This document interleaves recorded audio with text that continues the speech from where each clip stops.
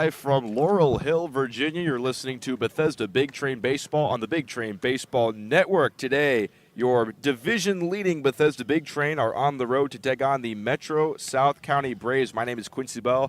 Alongside me is Jackson Corcoran. Jackson, we should have a good one today. Big Train are on a heater, winning 2 big games against the Southern Maryland Senators last night, taking their first trip on the road in quite a while, but they'll find an opponent who's been on the wane recently in the Braves. The Braves currently sit at the bottom of the South Division at 5-15. They're 5-4 at home. The Big Train are 3-3 on the road. We'll see what this game has in store for both squads. Alex Peltier into the box to lead things off against Luke Pietandria. The Metro SoCo starter first pitches a breaking ball at the knees for strike one. Peltier leading the league in batting average at .424. I mean, he's been hitting the cover off the baseball ever since he showed up. Pietandria fires. Another off-speed pitch gets Peltier swinging out in front for strike two. Pietandria, a junior left-hander out of Frederick Community College. He hails from Woodbridge, Virginia. He has a 2.70 ERA in 13 innings through 2025. He's ahead in the count. 0-2 on Alex Peltier. Into the windup. Another breaking ball. Peltier out in front of it, but able to foul it away. Peltier has hit safely in 5 consecutive games. Went 4 for 7 in the twin bill yesterday with 3 stolen bases. Pietandria set at the belt.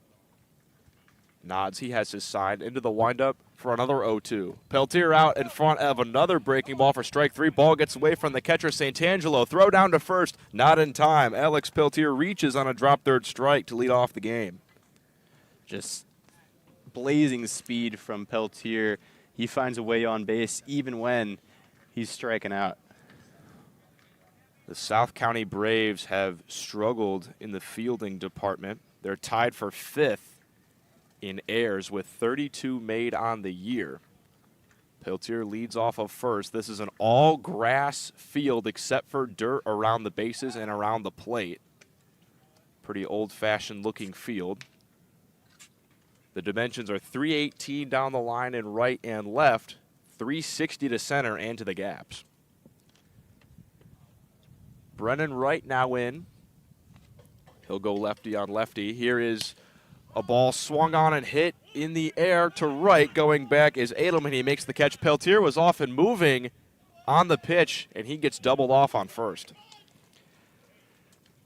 Peltier hit and run, something of the sort, and misread the ball off the bat. Thought that was going into the gap. It went right towards Edelman. And the gift given to the Big Train by the drop third strike is taken right back. So here is Peyton Steele hitting out of the 3-hole today.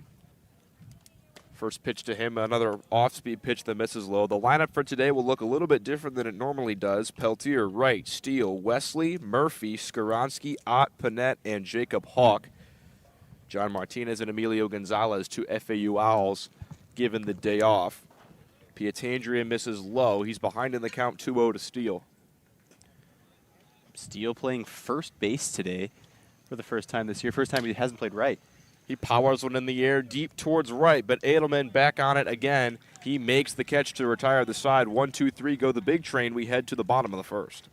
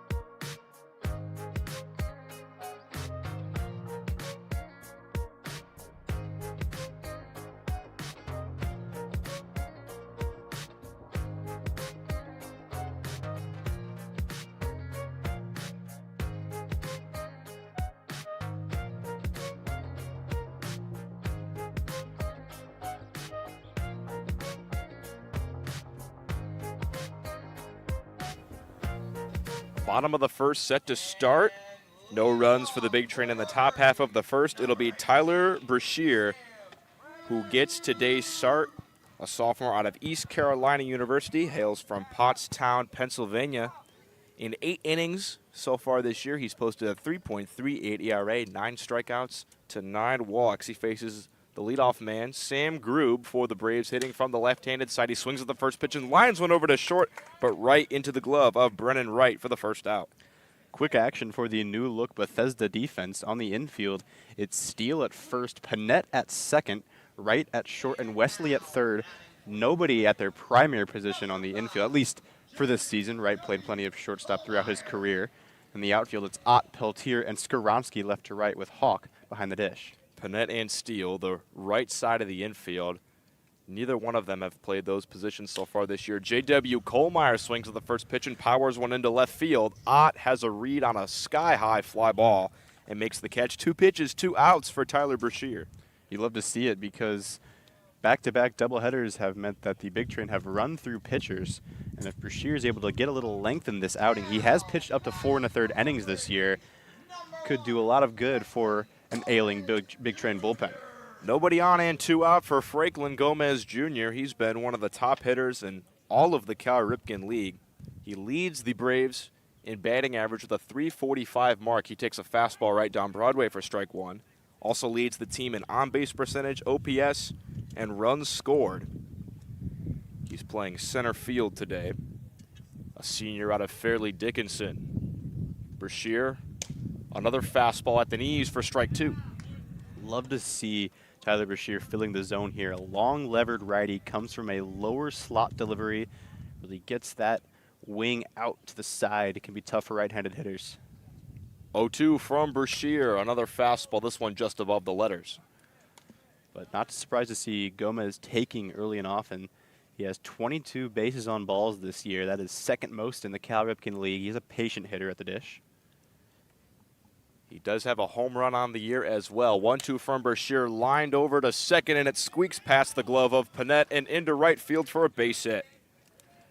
Franklin Gomez Jr. went 3 for 4 with a home run and 3 RBIs on the 28th against the Giants. He also has 7 multi-hit games, 2 games with 3 hits, and already out to a fast start in this one, a 2-out single.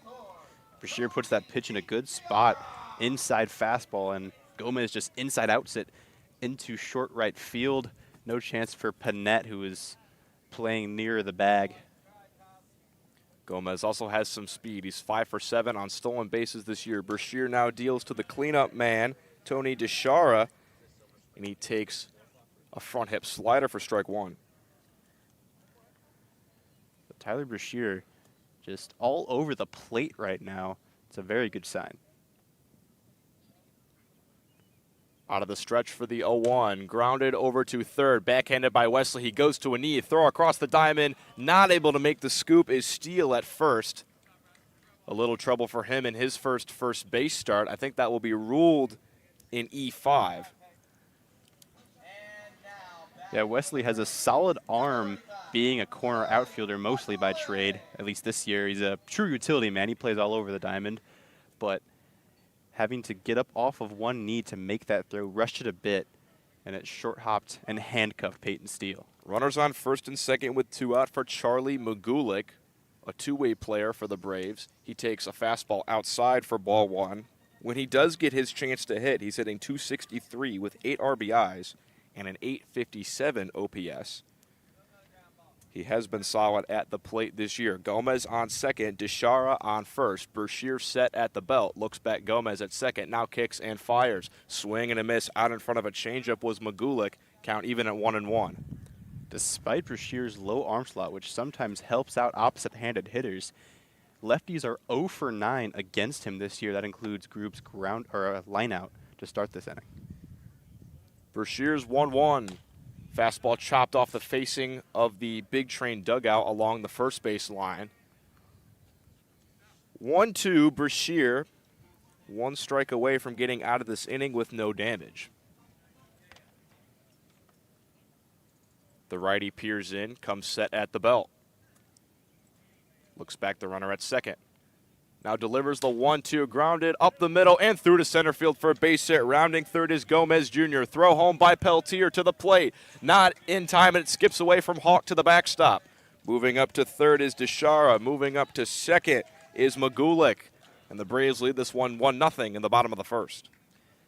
And tough sledding for the new look infield so far. 3 ground balls that have all found a way through one way or the other. That's a near impossible play for Brennan Wright to get to, though. And Peltier just overcooks the throw ever so slightly, trying to gun down a Spreedy Gomez Jr. Here is Trent Edelman. Like Gomez Jr., he's tied for the team lead in batting average. Fastball from Brashear misses high for ball 1. Edelman is a junior outfielder from VCU. Also leads the team in slugging with a .463 mark. He chops a curveball slowly down the third base line. It'll just be foul.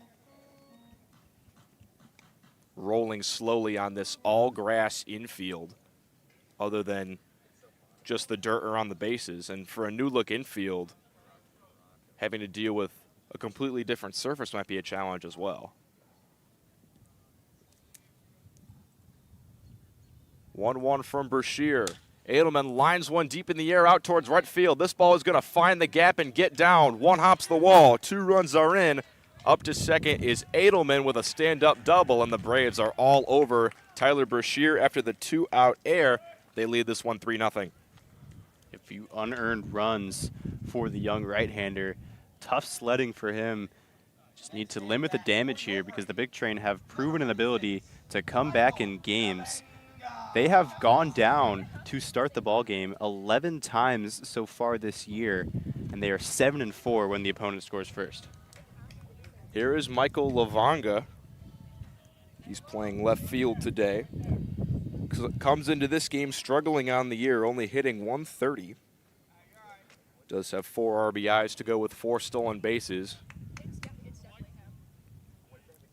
And Brashear looking to get out of this inning without any more trouble. Edelman with a decent leadoff of second. Brashear rocks, comes set at the belt, now fires. Lavanga takes the first pitch, a fastball outside for ball 1. This is where you can't let things spiral too much as Brashear and this defense.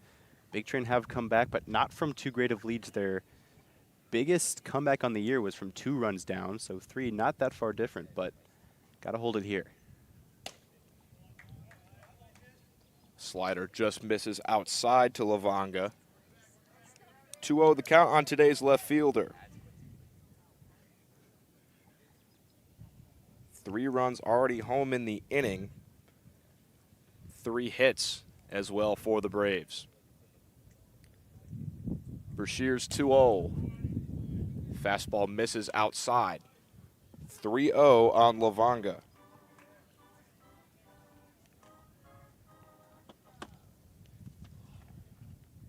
Alexi Goldhill waits on deck for the Braves should this inning go another batter. 3-0 from Brashear. Fastball right down Broadway for strike 1. It's got to work back in this at-bat against a guy who's struggling 3 for 23 on the year. Just put another pitch in the zone and let this defense have a chance to make up. Brashear's 3-1. Swung on and grounded foul, and Lavanga slips in the box, turned his ankle a little bit. He's still down to a knee on top of home plate. Now he's up. Looks to be okay. He's walking it out. He'll meet with 2 Braves coaching staff members, talking to him, making sure he's okay.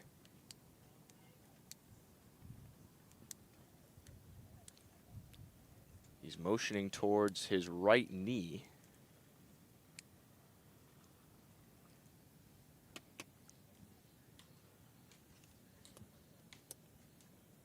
He's moving it around, stretching it out. And it looks like he's okay to continue. Both coaches headed back towards the dugout. He will now face a payoff pitch from Tyler Brashear. Edelman on second. 2 outs, bottom half of the first. Braves lead at 3-0. Brashear rocks, kicks and delivers, runs inside and hits Lavonga in the elbow guard. He'll have a painful ride to first. That ball hit him pretty cleanly.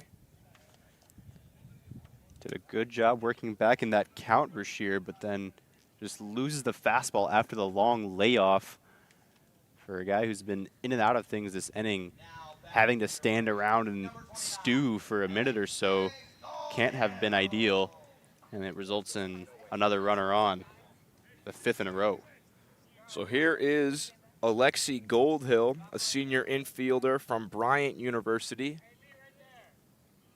He's only played in 3 games this year for the Braves and has yet to record a hit. He takes a changeup at the knees for strike 1. He did score 2 runs off getting on base via 2 walks 2 days ago against the Giants. Did also record an RBI with a bases loaded walk in that game. Runners on first and second, 2 outs for him. He lines one over to short and through to left field for a base hit. Rounding third is Edelman. Throw will come all the way to the plate, but not in time. Edelman in with a head-first slide. Alexi Goldhill has his first hit on the year, his second RBI, and the Braves lead this one 4-0 in the bottom of the first.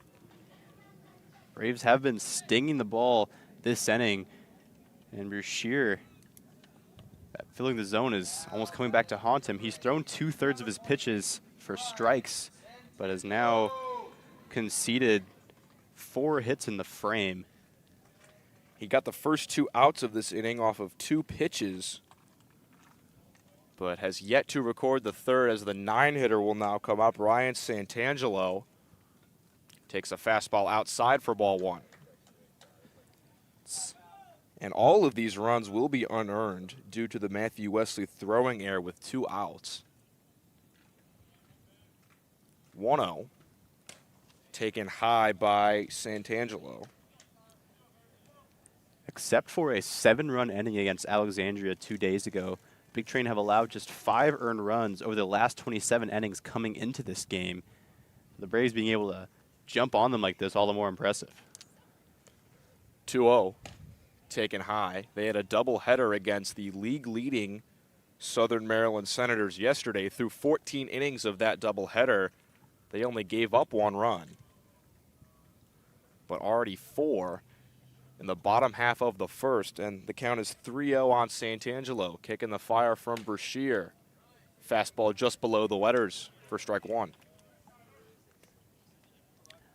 Another 3-0 count, another tough task for Brashear to work back. See if he can do a little better this time. Deep breath from Brashear, the 3-1. Grounded over to third, but just foul out of the reach of Matthew Wesley. Another payoff pitch here. Full count, 2 outs. Runners on first and second. They will both be on the move. Lavonga at second. Goldhill at first. Ryan Santangelo at the plate, looking to add on to the 4 runs his squad has already put up in this bottom half of the first. Brashear kicks, fires. Driven deep in the air out towards left field, but coming in on it is Ott. He catches the line drive for the 3rd out, but not before 4 runs cross. Big Train have some work to do as we head to the top of the second.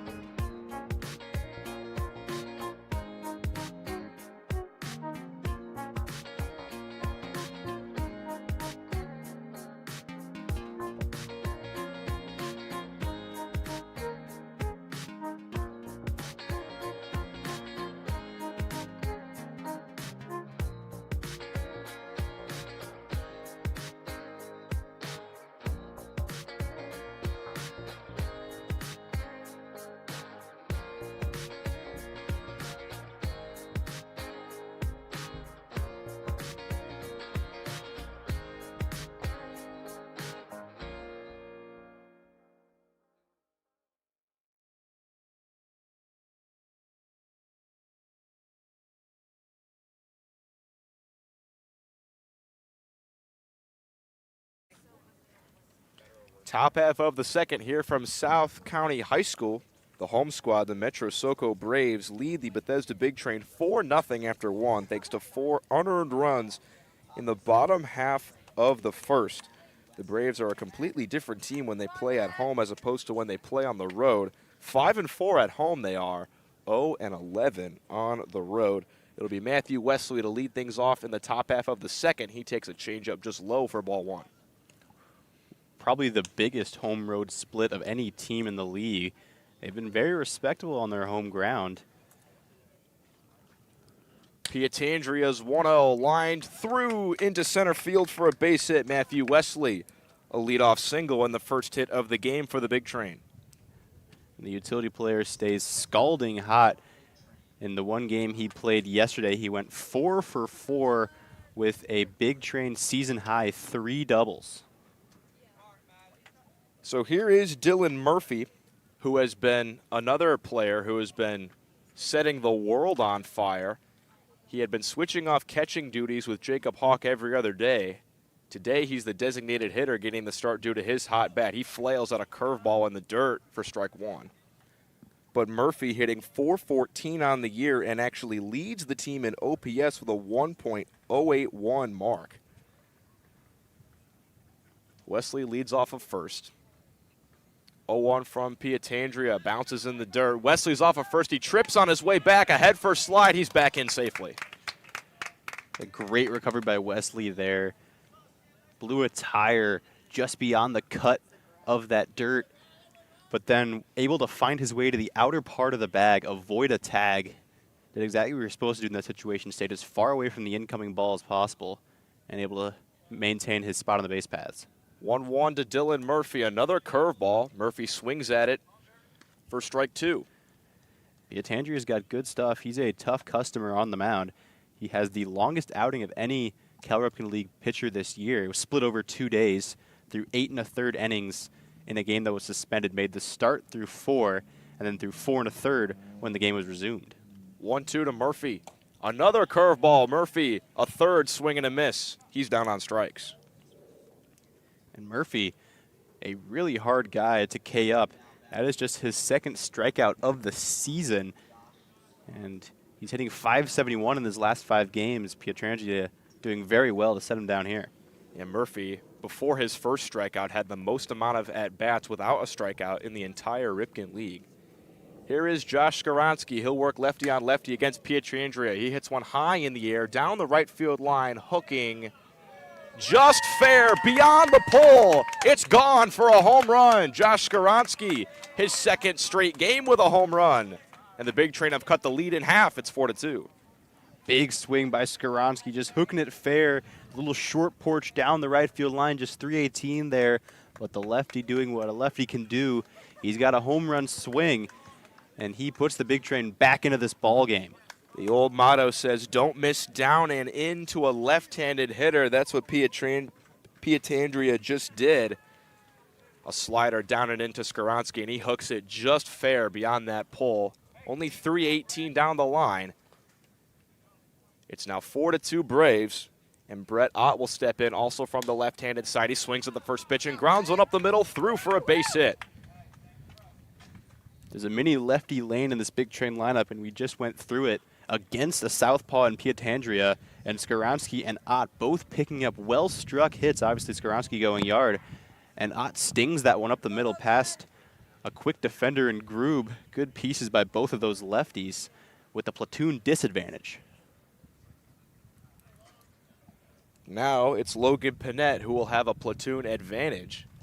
Pietandria bounces a curveball, and it squirts away from the catcher, Santangelo. Brett Ott will move up to second. He was going all the way. Good read on that pitch. A good base runner will see the ball on a downward plane out of the pitcher's hand and be able to take off immediately. That's exactly what Ott did. And as soon as Santangelo lost sight of it for a moment, easy ups for the Sacramento State product. Another big leadoff of second for Ott. He's not going. Panett swings and grounds one past the glove at third from Goldhill. Ott moves up to third. He will get the stop sign and stay there. Panett with a single, the 4th hit of the inning for the Big Train, and they now have runners on the corners for Jacob Hawk. Gets a fastball inside, pulls the hands in, and gets to the barrel to it. He hit that hard, and then over at third, Goldhill just kind of olays it. It's a tough play, well struck, skipping off this grass, but Goldhill probably would tell you it's something he should knock down, and it will be marked an error in the book. Pietandria set, delivers to Hawk. First pitch swinging, drives one deep in the air out towards right center field. Going back is Gomez. He's back at the wall and makes the catch just feet in front of the fence. An easy sac fly as Ott walks home, and the Big Train have put a dent into this lead. 3 runs in the top half of the second. They now only trail by 1. Great work by this Big Train offense. They're chasing 4, and they get 3 back right away. One big swing by Skoronsky, then manufacturing a run with a ground ball single reached on an error. Ott making his way over to second before that error on a wild pitch. It's good work, and now hopefully Peltier can keep things moving. Runner on first and 2 out for Peltier. First pitch misses in the dirt. A nice block by Santangelo will keep Panette at first.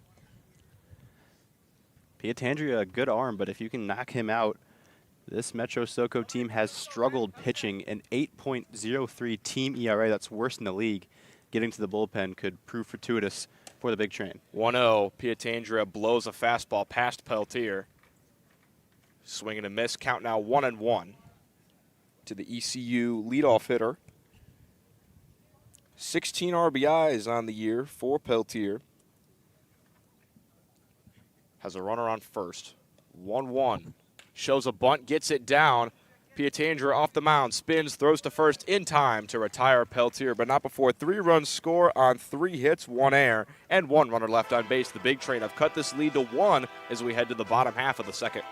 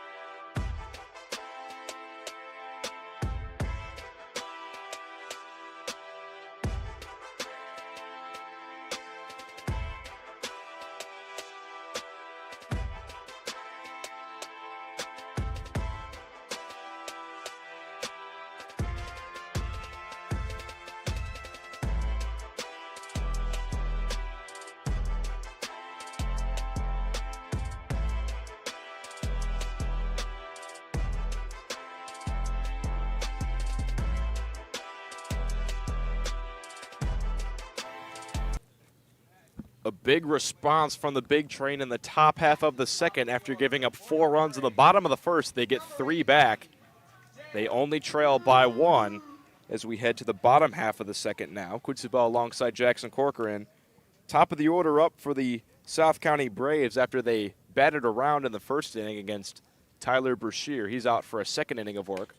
First pitch to the lefty, Sam Grube, misses high. Jacob Hawk behind the plate again. He's having to deal with the perils of summer baseball. We're told he was stung by a wasp that was hanging around the dugout in between innings. That is Not good, but he's gutting it out back behind the plate. Grube pops one up high in the air to shallow center. Brennan Wright, the shortstop, backpedaling, is able to settle under and make the catch for out number 1. Wright has retired his counterpart twice today in a line-out and a pop-out. Again, Grube swinging early against Brashear, and Brashear being able to set him down. Here's J.W. Kohlmeyer. He flew out to deep left field in his first at-bat. Was swinging on the first pitch and put a pretty good bat on it, but just kept inside the yard. First pitch from Brashear brushes him back, an inside fastball for ball 1. This needs to be a settle-down inning for Brashear. Need a 0 on the board. Kicking the 1-0. Chopped slowly down the third base line. It will just roll foul.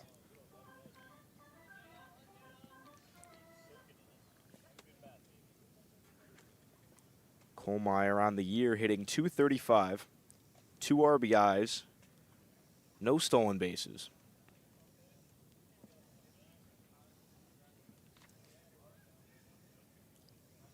Brashear fires, misses inside, 2-1 the count on Kohlmeyer. And Brashear has had good command of the fastball, but that sweeping breaking ball he hasn't been able to spot up quite as well in his first 32 pitches. 2-1. Kohlmeyer watches it outside. He's ahead in the count, 3-1.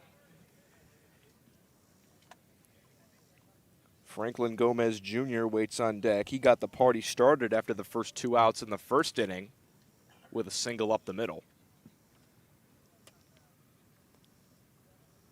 Brashear, the 3-1. Fastball at the knees for strike 2. That's where Brashear's been working well today. Low in the zone and outside. Crossfire delivery allows him to spot up on the glove side part of the plate. Payoff fouled straight back into the fence by Kohlmeyer. He'll stay alive and see another pitch. Hawk liked that delivery from Brashear, though. He gave a little point out towards the mound. Said, hey, like that, live there. See another pitch just like it. Nobody on, 1 out. Another payoff from Brashear. Fastball misses high and outside. Kohlmeyer will reach first with a 1-out walk. And in an inning where you need to put up a clean slate, a 1-out walk in a at-bat where you really had a chance to put him away, not something you want. Now a very good hitter stepping to the dish with a guy on base. Franklin Gomez Jr., a 2-out single in his first at-bat, leading the Braves in batting average coming into this game with a .345 mark. Takes a slider inside for ball 1. I mean, this Braves team isn't 5-15 because of their bats. Don't be mistaken. They can swing it. It's just been the pitching that's really struggled. This team has a team .726 OPS. They lead the league in walks drawn. Brashear, a fiery fastball stinging the mitt of Jacob Hawk. 1-1 now. Braves have found ways to score. 127 runs in the year is third best in the circuit. Only problem is they've allowed 170. Fastball misses high to Gomez. Brashear behind in the count, 2-1. After a first 4 batters or so, he really pounded the zone. Brashear has kind of slipped back into nibbling a bit. Had 1 hit by pitch in the first inning, 1 walk here in the second inning. 2-1 to Franklin Gomez Jr., a fastball on the inner half for strike 2. This time going to the upper part of the zone. Skips across the edge of the tomahawk that adorns the front of these Braves jerseys.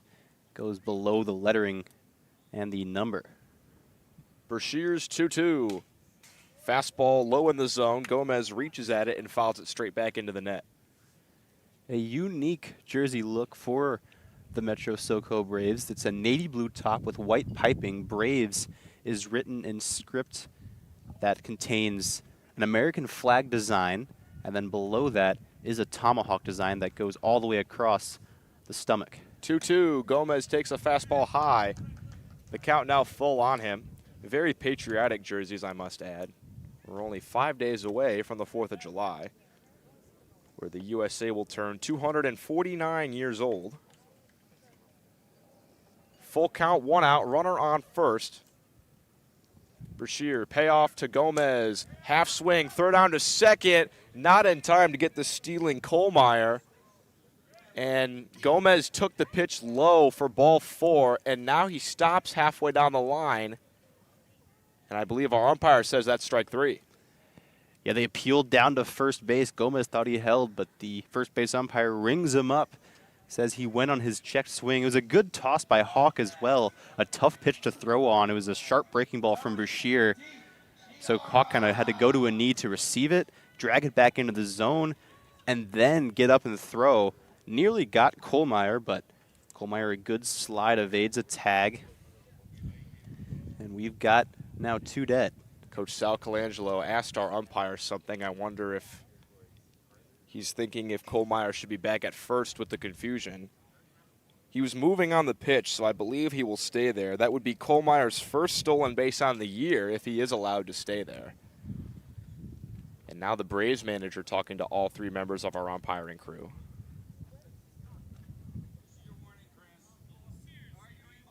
And the Braves coach has just been given a warning by the first base umpire for arguing balls and strikes. He maintains he wasn't arguing, but I believe he came out to contend that Gomez had indeed held up there. Umpire having none of it. They're still chatting down the first base line.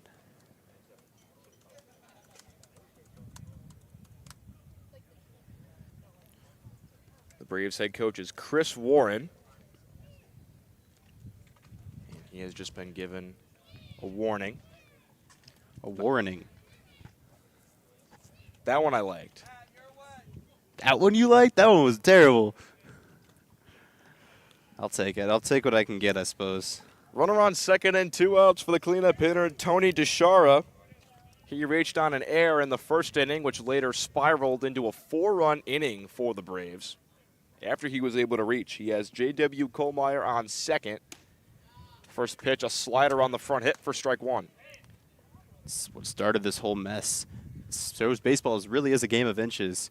Wesley just slipped on the slick grass a little bit. His throw a little low, and the ball just squirted out of Steele's mitt at first, and that led to 4 runs. 0-1 from Brashear, a beautiful slider in the dirt that DeShara waves at for strike 2. Brashear has a weighty breaking pitch coming from that low slot. It really takes off. And when he's got it working in the lower part of the zone, it can be devastating to right-handed hitters. Like to DeShara there, a very good pitch in an 0-1 count. Kohlmeyer on second with 2 outs. Brashear looks him back. Now kicks and fires the 0-2. Grounded slowly towards second. Gloved by Panette. Thrown on the run to first in time. So no damage after the 1-out walk from J.W. Kohlmeyer. 4-3 Braves after 2. We head to the top of the 3rd.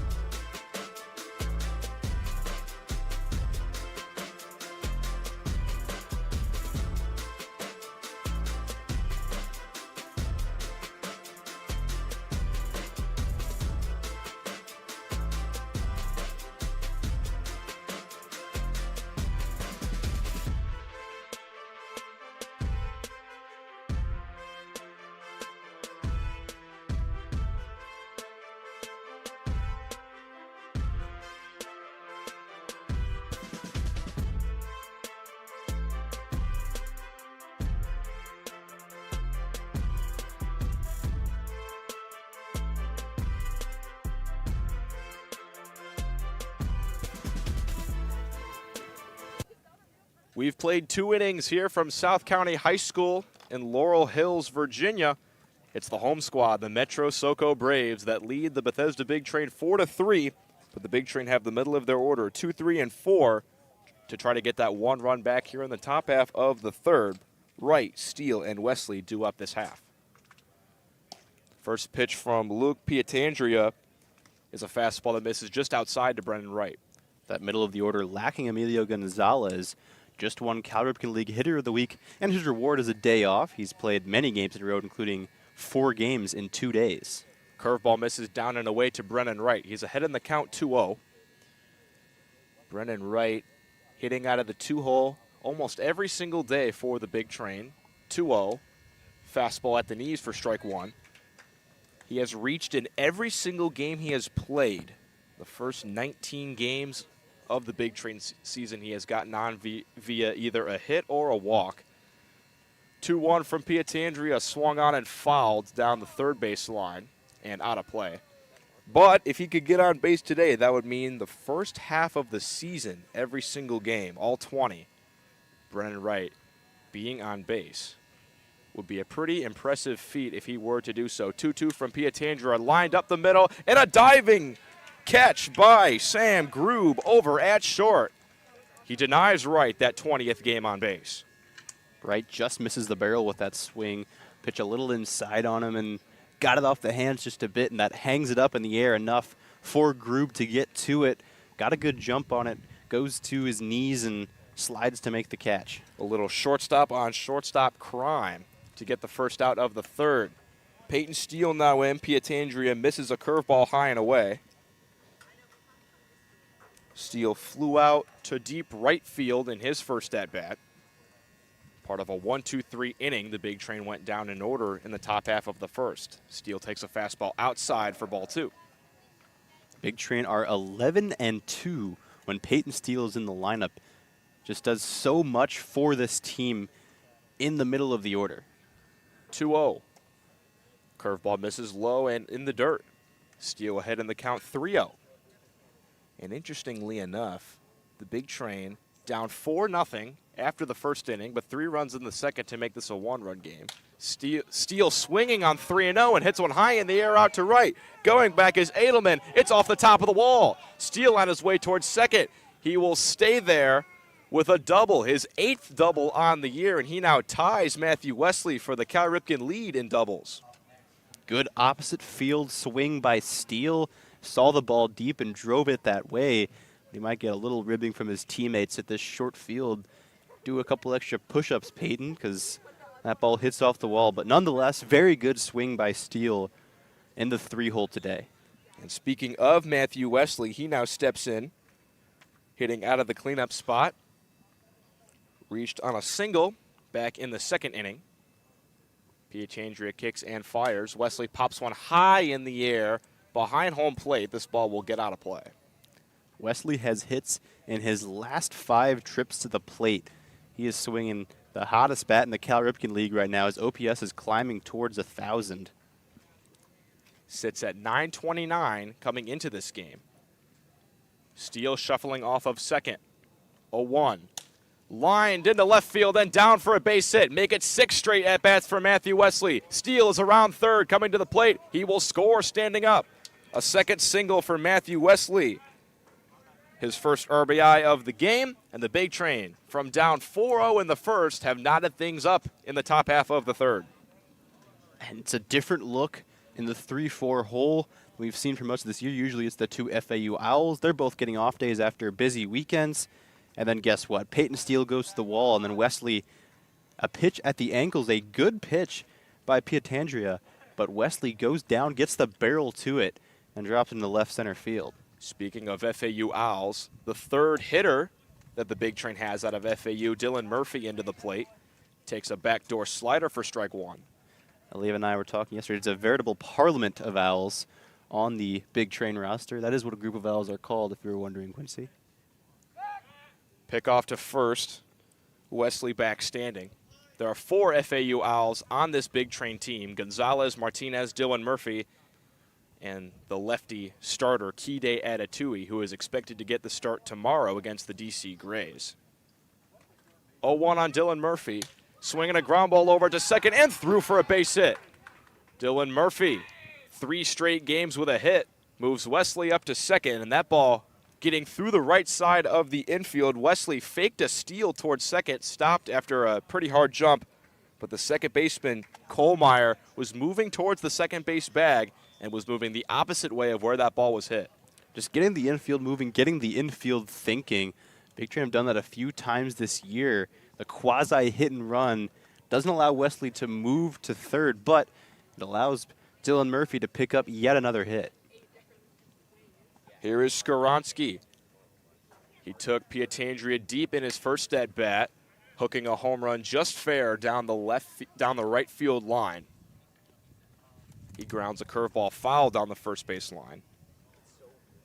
That got the scoring started for the Big Train. It made a 4-0 game, a 4-2 game. Now the game's tied at 4, and with runners on first and second with 1 out, Skoronsky could give the Big Train the lead. Pietandria looks back, Wesley at second, now comes to the plate. Skoronsky grounds one up the middle, stabbed by the shortstop, flipped over to first. A beautiful play by Sam Groove. He taps on the bag for the first out, then throws on to Magulik for the second out. So Skoronsky cannot give the Big Train the lead. This game will be tied at 4-4 as we head to the bottom of the third.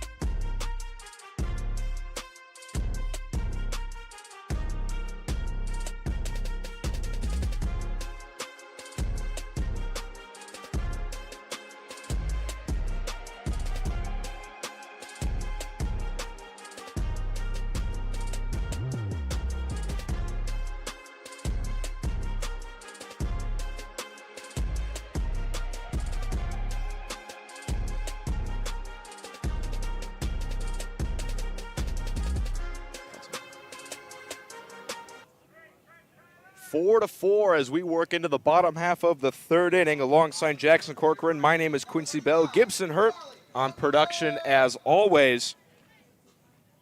The Braves looking to get the lead back. It'll be 5, 6, and 7 due up this inning. Charlie Magulik, Trent Edelman, and Michael Lavonga. Tyler Brashear out for his third inning of work. He delivers a fastball at the knees for strike one against Magulik. Magulik singled in his first at-bat back in the first inning.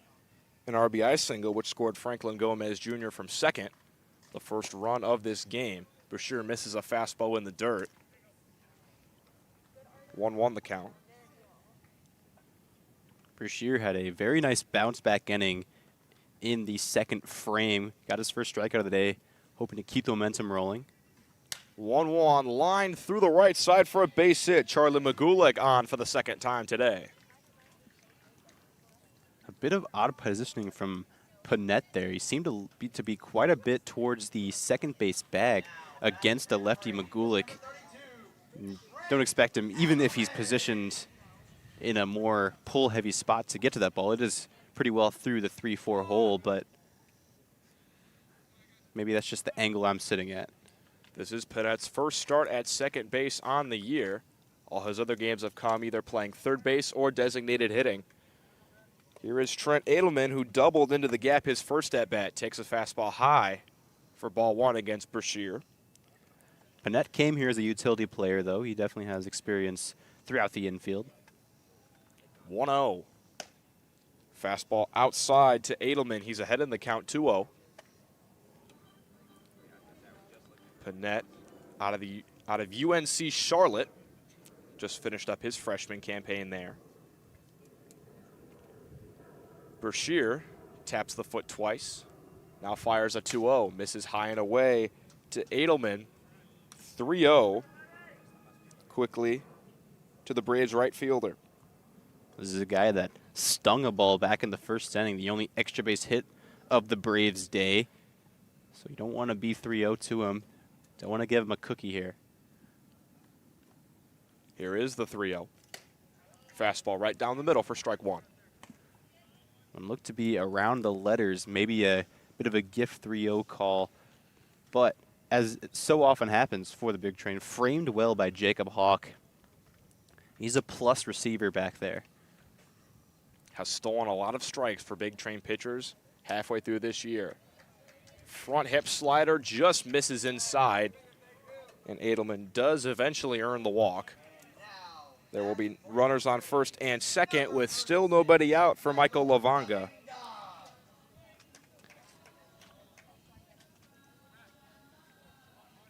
Just one ground ball out for the Big Train so far today. Would love another one here. Nobody out. Runners at first and second. Trying to get Lavanga to bounce one.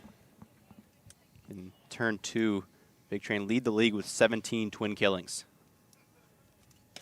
First pitch to Lavanga. This is outside for ball one. The first 6 outs in this game, like you said, Jackson, 1 ground ball, 1 strikeout, 1 pop-up, and then a fly out and 2 lineouts. The Braves have been hitting the ball hard against Brashear. 1-0. Lavanga takes a fastball on the inner half for strike one. There is a righty working in the bullpen right now for the Big Train. I believe it might be Trevor Orth. Last time Orth pitched was a week ago on Monday against Southern Maryland. This ball popped up high in the air, shallow right. Coming in, Skaronski. He loses his hat, but is still able to make the catch into the sun for the first out. The sun beginning to set behind the clouds as day slowly turns into night here from Laurel Hill, Virginia. And now Alexi Goldhill will come in. By no means a cool evening, but certainly compared to some of the nights we've had, positively pleasant.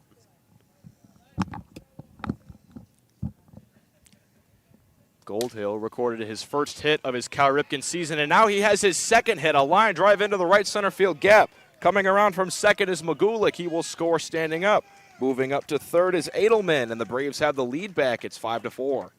That's brilliant work from Skaronski out and right after a driven line drive from Goldhill. That appeared earmarked for 2 bases for the third baseman, but Skaronski gets to it in the right center gap and immediately steps up and throws almost on the run right to second base, and Goldhill has to halt at first. Gets the RBI, but keeps the double play in order. Runners at the corners with 1 out. Skaronski does have a very powerful arm over in right field. First pitch to the 9-hitter, Ryan Santangelo misses high. Skaronski started off the year playing in right field, even threw a guy out at home in the 3rd game of the year against Silver Spring. Then Peyton Steele got to town for the University of Alabama, and he's been playing right field the majority of the time with Skaronski in left. Fastball misses low to Santangelo. He's ahead in the count 2-0. But both of those guys have very strong arms. And then obviously you have the very speedy Alex Peltier patrolling center field most games. Made probably the catch of the year so far out in center yesterday, leaping into the chain link fencing and holding on to a baseball.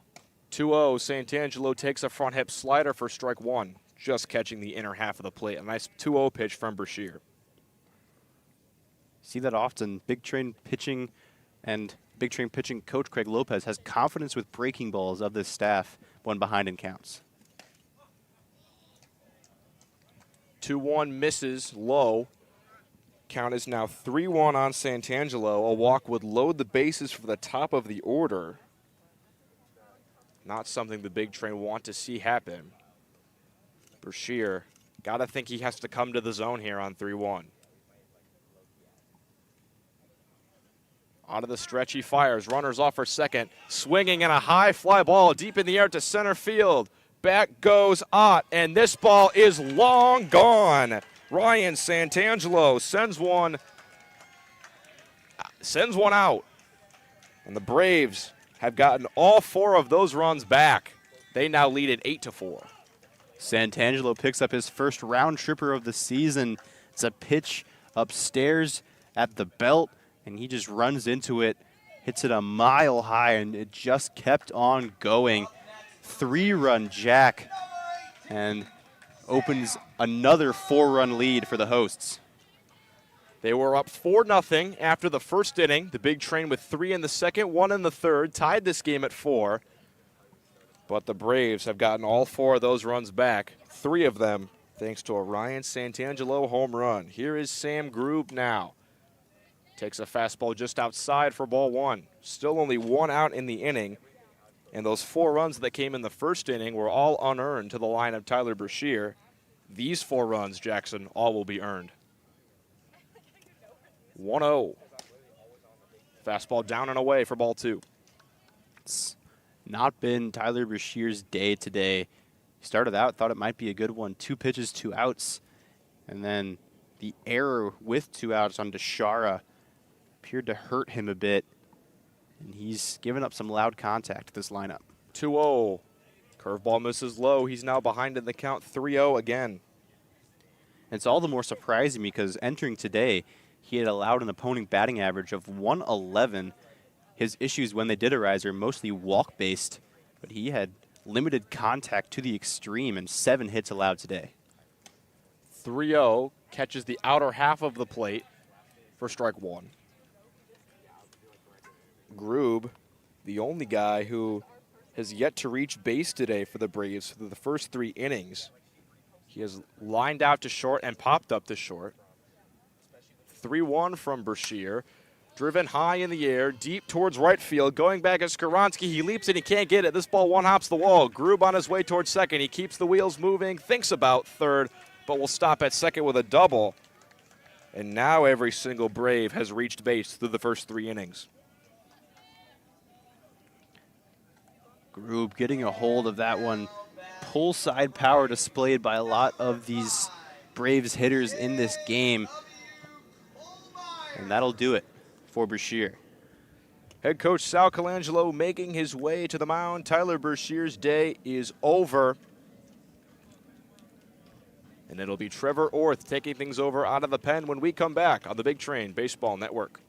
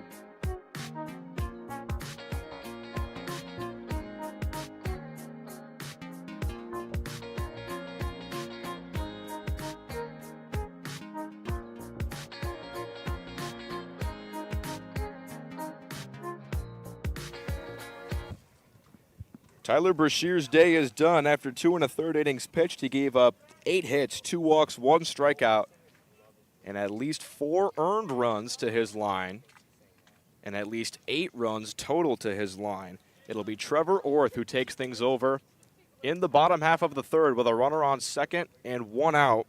He faces the 2-hitter J.W. Kohlmeyer. First pitch, a fastball misses inside. Orth has been a road warrior this season. This is his 4th appearance, and he has yet to make an appearance at Shirley Povich Field. He pitched only at Alexandria and at Southern Maryland. Kick in the fire, a fastball misses high to Kohlmeyer, 2-0 the count. Orth has been pretty serviceable. Really he's thrown 1 bad pitch this year, and it was taken out of the yard by Chet Bowling against the Southern Maryland Senators. Other than that, he's been a pretty good reliever. 2-0, misses in the dirt, and it skips away from Hawk. Moving up to third is Sam Grube.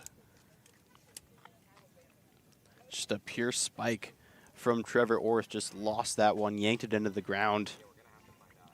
Tough for a guy who's used to going in a lot at Roanoke to take a week off like this.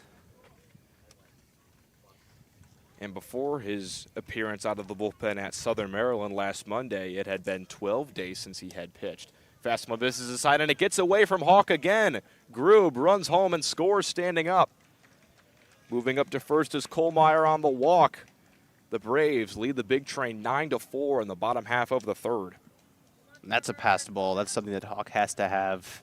Pitch a little inside out of the zone, but Hawk just got handcuffed with it. Might have been crossed up on the signs, perhaps, because just hits off his glove and goes to the backstop, something he should catch 99 times out of 99, really.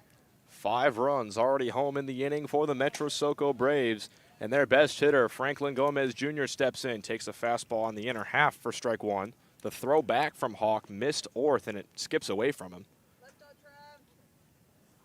Brennan Wright flips the ball back to him out of the shortstop spot. Kohlmeyer on first. 1 out. Kick in the fire to Gomez. Fouls him straight back off of a pole that protects the Braves press box. And after a 4-pitch walk to Grube, 2 straight strikes to Gomez out of the right hand of Trevor Orth.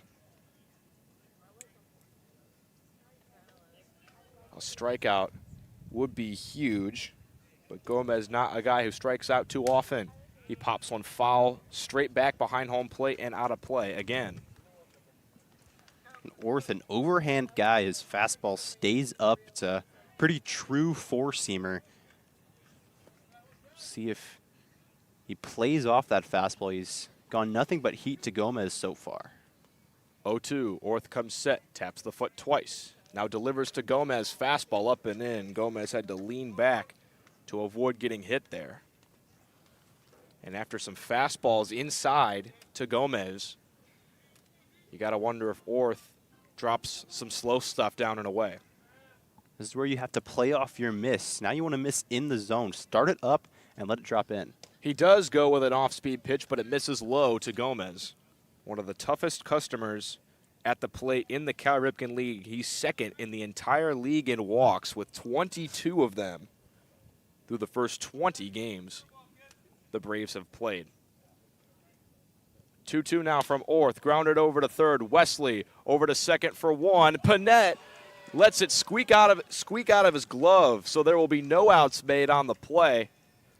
And everybody is safe. This inning has gone from bad to worse for the Big Train.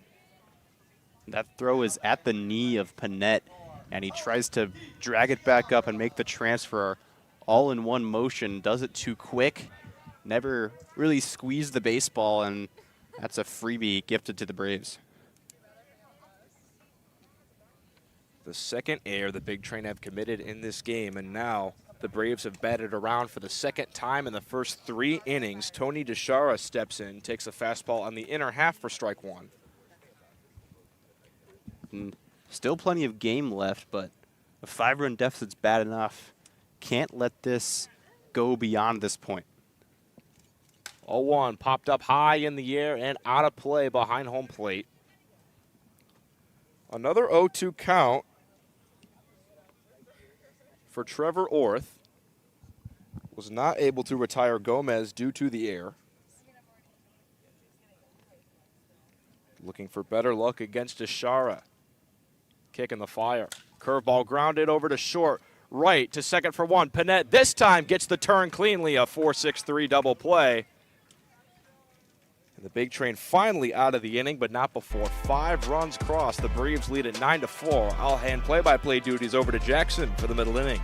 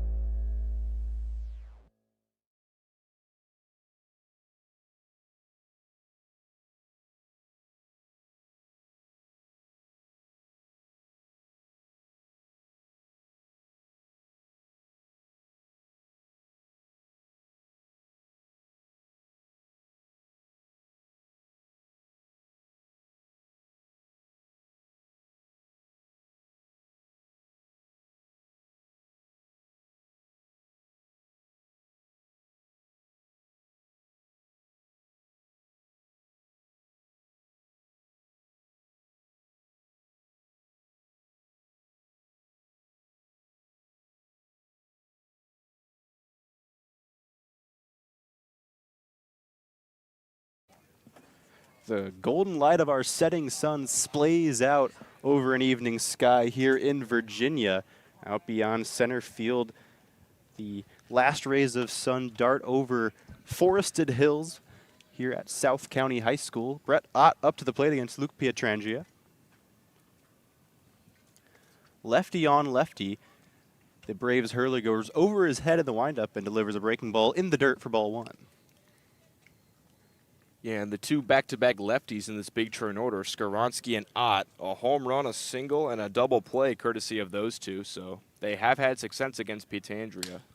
And Ott continues the success. That's down the right field line. It's heading towards the corner. Brett Ott rounds first base hard and slams on the brakes, retreats to first with his second single of the evening.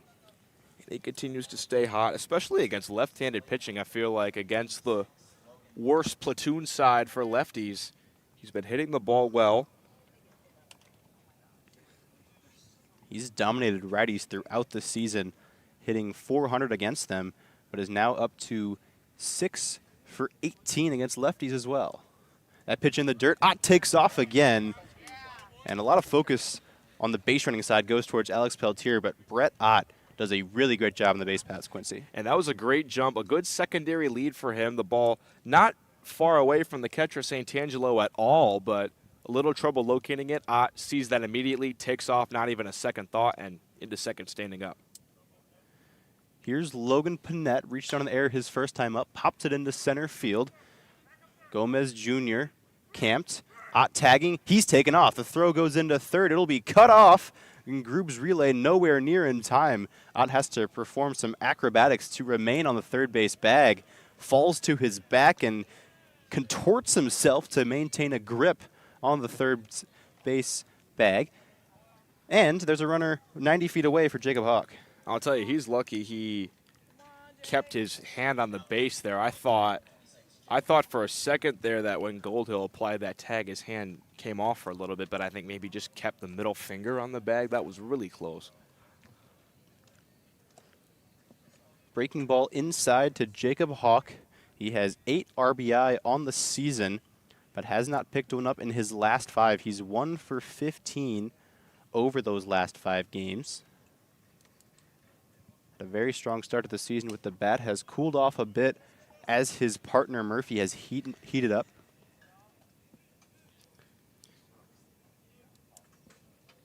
those two normally switching off catching duties every day, but Murphy kept in the lineup today as the designated hitter.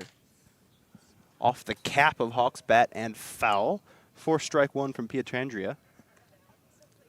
Dimensions of this field are 318 to the corners, 360 to the power alleys and straightaway center field. There is a scoreboard, an inning-by-inning scoreboard out in straightaway right with some adverts on the walls surrounding it for the South County High School Stallions sponsors. That pitch is high to Hawk, 3-1. And South County High School has a whole plethora of retired numbers down the left field line. It's Yankees-esque. I don't know how any Stallion has a jersey to wear at this point. That's in there for a strike right at the knees of the Maryland Terrapins backstop. 18 retired numbers. 17 retired numbers. I just counted. Pietrandrea kicks and deals, and a breaking ball catches Hawk looking. Strikeout number 3 for the SoCo hurler, and it brings up the top of the lineup, Alex Peltier, trying to glean something from this inning. Yeah, Ott up to third. You really don't want to strand him. He was at second with nobody out, and at third with one out. A costly strikeout there from Hawk. But if there's anyone to get a nice excuse-me single or beat out a ground ball for a hit, it would be Alex Peltier, leading the Ripken League in average, a .424 mark coming into this game. He's struck out and was put out 1-3 on a bunt attempt. Pietrandrea rakes his hand across the seams, finds the grip, and Peltier fouls it off his foot. His most valuable asset might have a little bruise on it. He's walking around, looks to be okay. Now our plate umpire is going to give Pietrandrea a new ball, or check the same ball for him. Just giving a bit of rest for Peltier after the foul ball. He's stepping back in. Looks at his lumber like it holds some universal truth. Maybe he finds some answers as he steps back in, looks out at Pietrandrea. Takes a ball in the dirt. Santangelo going to have to make sure he's on top of any balls in the dirt. A pass ball would surely score Ott from third. This isn't a very deep backstop behind the plate, but Ott has some serious speed at third. Ott making his way down the third base line. That's line down the right field line. It is fair. That's going to head towards the corner. Extra bases for Alex Peltier. It is into the Big Train bullpen, and I believe that is going to be a ground rule double. Peltier made his way to third, but he'll have to retreat 90 feet. Nonetheless, he'll be satisfied with an RBI double. Yeah, and that really cost him that extra 90 feet. He was just getting to second base by the time the second base umpire put his hands up to signal that the ball got out of play, and the umpire's laughing with Peltier a little bit. He knew he had 3 bases out of the box, but it's still an RBI and an extra base hit as the Big Train draw 1 run closer. Brennan Wright is 0 for 2 on the day. 2 pretty well-struck balls. A double play line out to right field where Peltier took off on the pitch. Now an inside move towards second. Doesn't make the throw. Peltier scuttles back in time. And then he lined it up the middle where Sam Grube made a diving catch. And we know Peltier is a stolen base threat. He's tied for second in the entire Ripken League in stolen bases, and he has stolen third a number of times. Right? Bends at the waist, pops it foul, might stay in play. It twists into the stands where a fan from nearby Lorton makes a very nice catch. Yeah, 2 hands corralled the ball in very nicely. You got to kind of bring your hands in as the ball comes down. If you just stick your hand out and leave it there, the ball's more likely to pop off the palm and land on the ground. But a nice catch by that gentleman. Perhaps the best defensive play of the day today, and was made outside the white lines. The 0-1 to Brennan Wright is taken outside the 0-2, in fact. At least should be. Or no. I believe Gibby and the scoreboard are right, and I am wrong. It is, in fact, 1-1. Gibby's very rarely wrong. And then a whole lot of things, except for what batted around means. That one he decidedly not on the factual side of the argument. 2 balls, 1 strike now to Brennan Wright. That pitch was low and away. It's a very hot debate between the media interns here at the Bethesda Big Train. Jackson, myself, and Eliav all think that batted around means 9 hitters come to plate in the inning, but some people think it's 10. Some people are also wrong in this life. Wright swings and fouls it back up over the lights that have kicked on here at the South County High School baseball field. Yeah, well, Caroline, our social media intern, put up a poll, and I believe it was 53% said it was 10 batters, and 47% said it was 9 batters. A lot of Big Train players did vote in the poll for both sides. And I have a special fondness in my heart for the right ones. That pitch is in the dirt, scoots away from the catcher, Santangelo, and goes into the dugout. So that's a free base for Peltier. Yeah, and he ends up getting to third anyway. Should be. I wonder. I believe if that ball, if he's already at third and the ball gets away, they could think about giving him home. I believe he should be at home. I think he had gotten third by the time it went out of play, but nonetheless, he's still at just third after the wild pitch. Brennan Wright, an RBI chance. Swing and a pop into short left field. That's a Dying Quail Texas Leaguer. It's down! And the diving catch eludes Lavanga, but right there to back up his groove. It'll hold right at first base. But a little bloop brings in Peltier. It's a 2-run inning for the Big Train. And Brennan Wright does get his on-base streak up to 20 games. He had been doing it in the first or second at-bat of most of the last couple of games. This time he waits till his third at-bat, but he does get it done. A 20-game on-base streak. That's now halfway through the whole season. 20 games played for the team, but he has taken 2 days off, so You're 18-game streak for Wright. You're right. You're right. I'm Brennan Wright. No pun intended. First pitch to Peyton Steele is a strike called. He doubled to right field off the wall back in the third. Say back in the third like it wasn't just last inning, but it's been a long game. There have been 7 runs scored since Steele's last plate appearance. Yeah, it feels like a whole nother game ago. This game has had a lot of ups and downs. Already 15 runs scored, and we're not even halfway through the fourth. Steele has Wright on first. The pitch to him is popped in the air. That's tailing towards the grandstands down the first baseline, and it's out of play.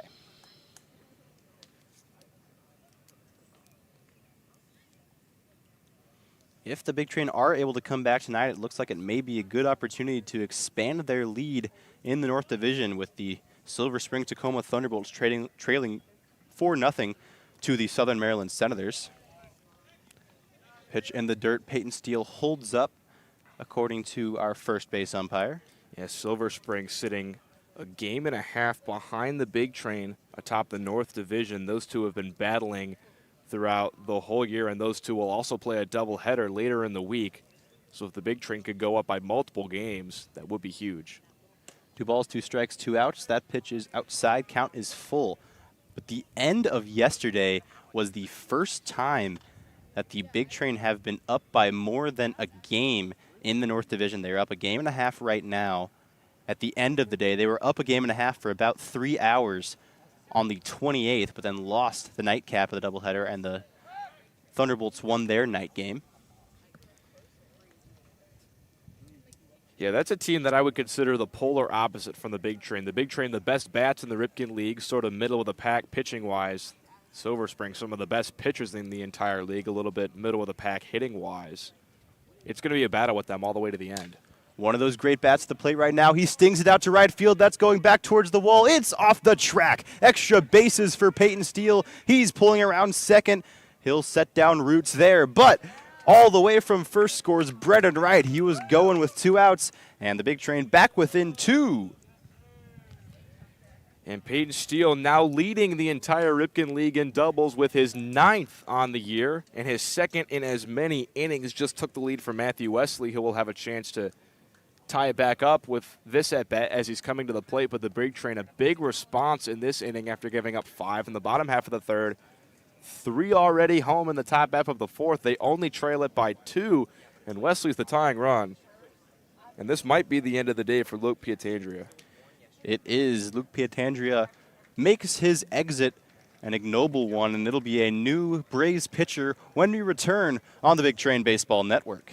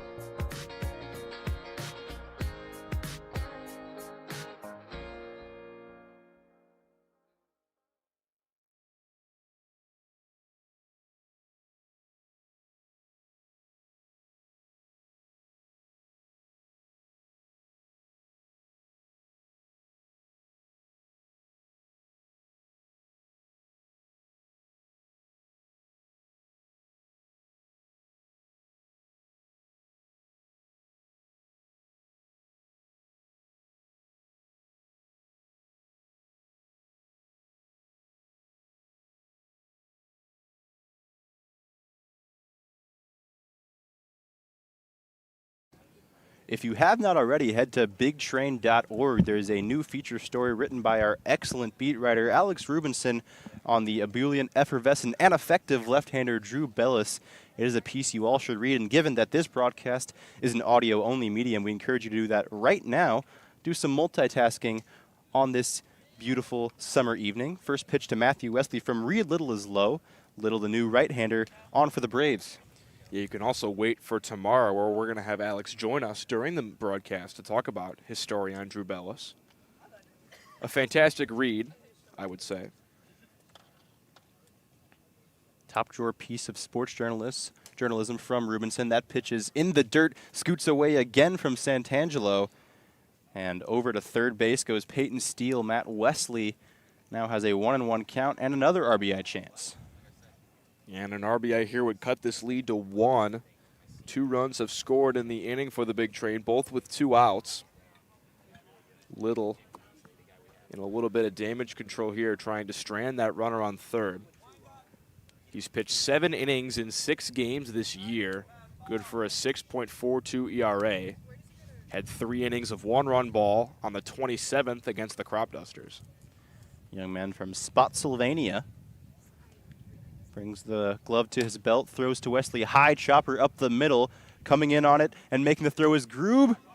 Making the stretch at first is Magulik. Just barely keeps a toe on the bag to retire Matt Wesley. The Big Train pick up 3 runs in the inning, cut into this deficit.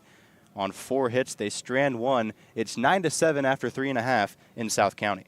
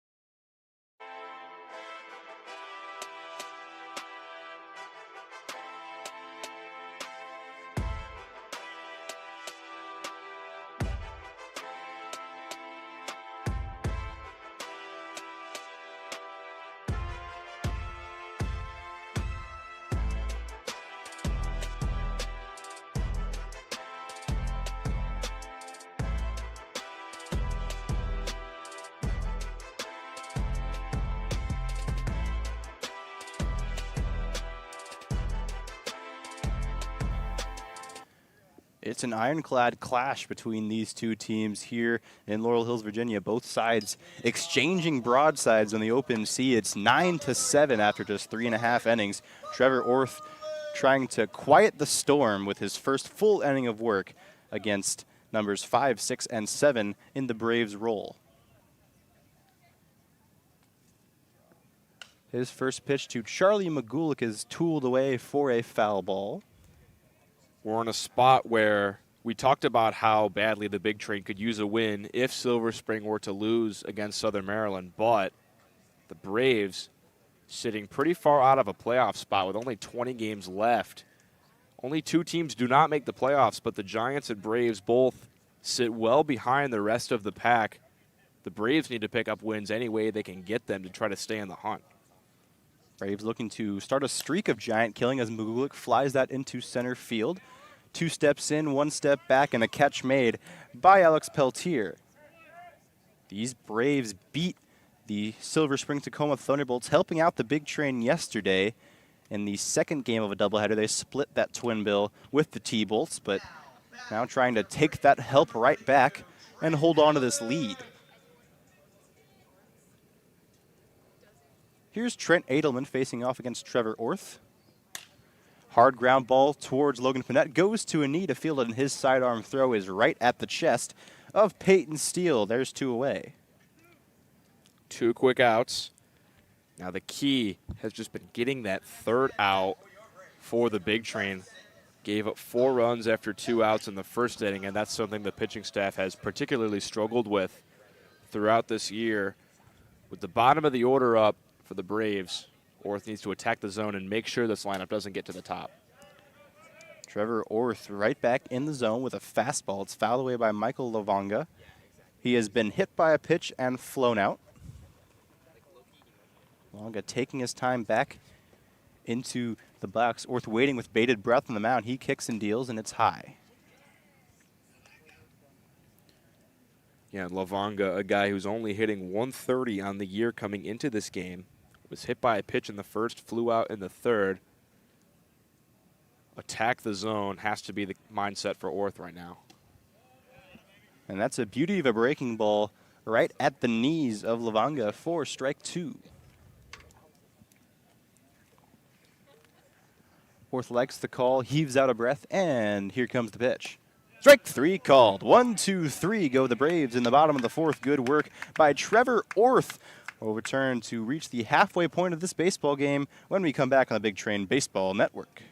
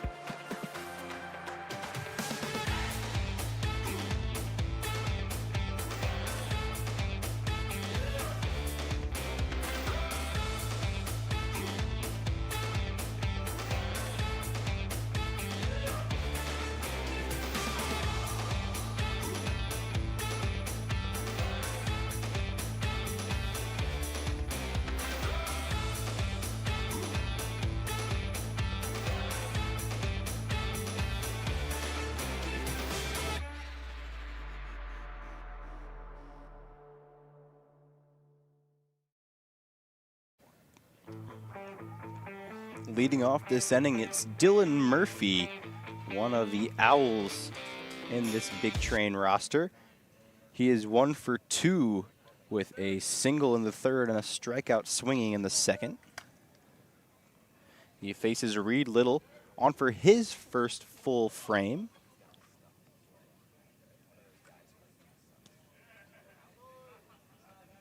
He delivers a breaking pitch at the ankles of Murphy for ball 1. One of the keys when facing Little that the big train will need to employ is be patient at the plate. Little, a guy that struggles with walks, only 45% of his first pitches are over the plate for strikes. He induces a ground ball towards the left side. Coming in, Grube picks it on the short hop, throws. It's in the dirt and can't be dug out by Magulik. And Murphy is going to be safe at first to lead off this 5th inning. And that was a pretty smooth play over there by Grube, but the throw was just a little bit low, and Magulik not able to dig that one out. Will almost surely be ruled in air, but Murphy on to lead off the inning, and now Skaronski and Ott, 2 lefties, have a platoon advantage now against the righty, Reed Little. And it's a harsh call to Charlie Magulik. The error is on him for not digging that ball out. Usually by rule, almost sort of de facto rule, I don't know if it's a de jure rule.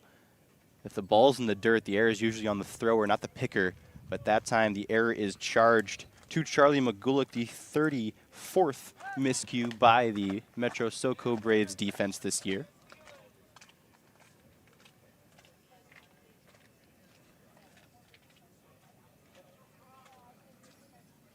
Josh Skaronski has home runs in 2 of his last 3 games played, and he bloops that one into short left field. It's down for a single.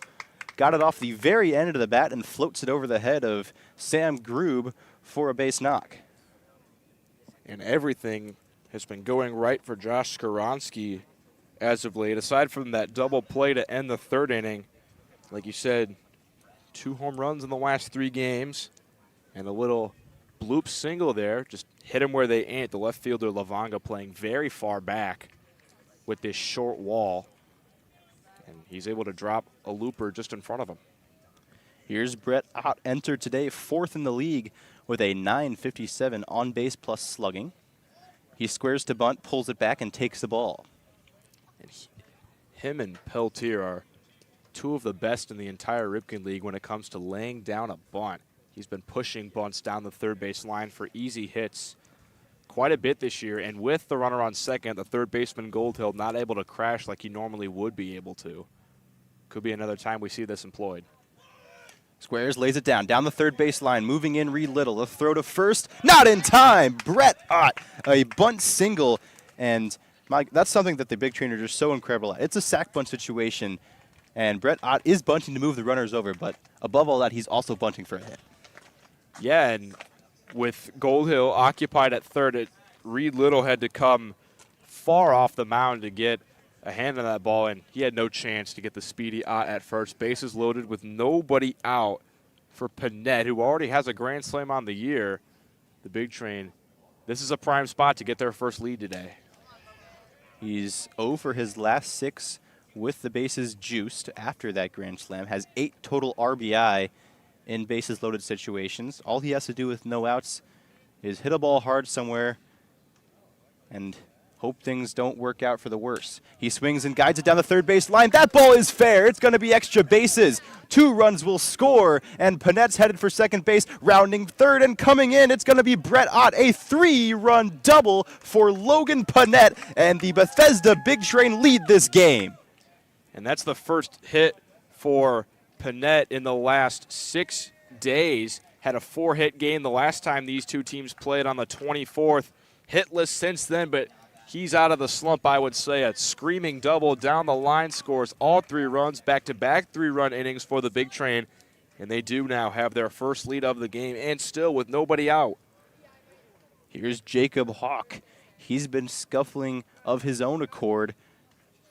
Can he break out of it here? He swings and slams that one to left field. Goodbye, baseball. Long home run for Jacob Hawk. It's 12-9 Big Train. And that ball got out of here in a hurry, and no doubt off the bat of Jacob Hawk. The left fielder Lavanga just turned and watched that one fly. A mammoth home run extends the lead for the Big Train. My goodness, Jacob Hawk got every single seam of that baseball, hit it on the absolute screws. His first bomb of the campaign. 5 batters have come to the plate this inning, and 5 runners have scored. It just shows you how potent this Big Troy lineup is. In the blink of an eye, 5 runs home in the inning, and they lead at 12-9. Just seconds ago, they were trailing by 2 runs. Back-to-back pitches have them up by 3. 5 RBI. As you said, Quincy, in the space of 2 pitches, 2 very nice swings by Panette and Hawk, doing it in different ways. Panette jumping on a pitch a little outside, getting out in front of it and yanking it hard down the third base line. And Hawk gets a center cut pitch and just murders it. And those are the 2 guys that have been slumping as of late, like we said. Panette hadn't had a hit in the last 6 days. Hawk, 1 for his last 15. And those are the 2 guys that break out in a huge way. The Braves pitching just continues to struggle. Obviously a very potent Big Train lineup, but now 12 runs in 4+ innings when your offense has been so good. 9 runs for Metro SoCo, but the arms have not been equal.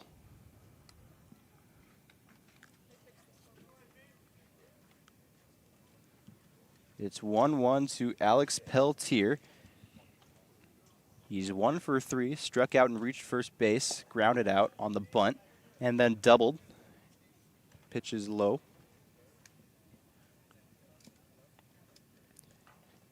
And after 5 runs scoring with nobody out, hey, go face the top of the order, Reed Little.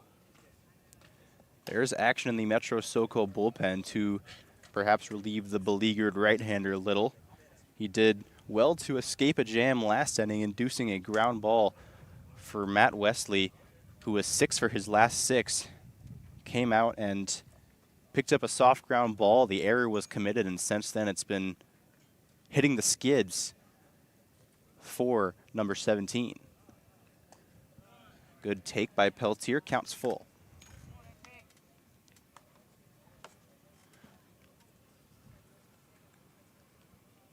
And through the first 5 innings, 15 hits on the game for the Big Train, and even 3 per inning so far. And Peltier sends that one foul into the Big Train bullpen. Hits off the little hillock down the right field line beyond the seated relievers.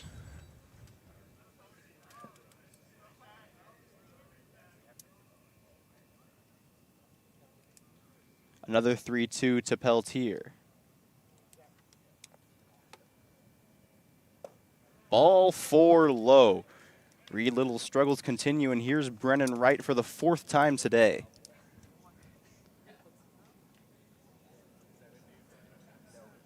I think it's safe to say this game has officially gone off the rails. 4 straight innings with runs for the Big Train, and 3 of those innings they've scored more than 3 runs. Little picks off towards first. Quick feet on the mound from the lanky righty, nearly gets Peltier, but Peltier knows his lead length at this point in his career and able to dive back in. Yeah, he's 2nd in the league in stolen bases for a reason. Another throw, that one even better. Perfect pickoff from Reed Little, and that might be just what the doctor ordered for the Braves. They nab Peltier at first, and there's one away. Maybe a little announcer's jinx from you there, Jackson. Little does have a very good move. You have to give credit to him there. That was a very quick move. And sometimes, as a base runner, you get the never twice mentality. That's a good bunt down the third base line from Brennan Wright, sliding to Aeneas Santangelo. He can't come up with it. Brennan Wright on with a bunt single, and the inning continues. Another runner reaches base for the Big Train. That's now 7 in a row. And that would have been a very tough throw for Santangelo to make, but he went to both knees to try to pick it up, and on this all grass infield, he just kept sliding away from the ball. Wasn't even really able to get a hand on it. This grass is short cropped and well maintained, but that leads to, as you said, slick and you slide across it almost as if it was artificial turf. I believe the last MLB field to employ the only dirt around the bases lining, I believe it was the Blue Jays, who did have a turf infield at the Rogers Center. Pitch in one of the lone patches of dirt on this baseball diamond, the home plate circle. It's picked out by Santangelo, ball 1 to Peyton Steele. He has 2 doubles in the day, his third multi-2-bagger game. Fastball scraping the shin guard, at least in height terms, didn't come inside. That's the misleading phrasing. Didn't hit him. It's ball 2. And going back to the infield being an all-grass infield, I wonder if that's part of the reason the Braves have struggled with errors this year, having to play on whole new surfaces half the time for their road games. Pitch inside, ball 3. And Reed Little takes a little sojourn to the back of the mound, trying to recenter himself.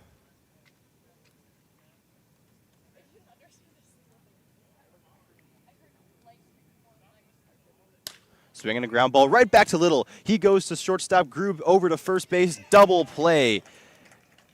2 double plays in the game for the Metro SoCo Braves, and it stops the bleeding, but the big train pick up 5 runs on 5 hits. A huge inning gives them the lead halfway through this game.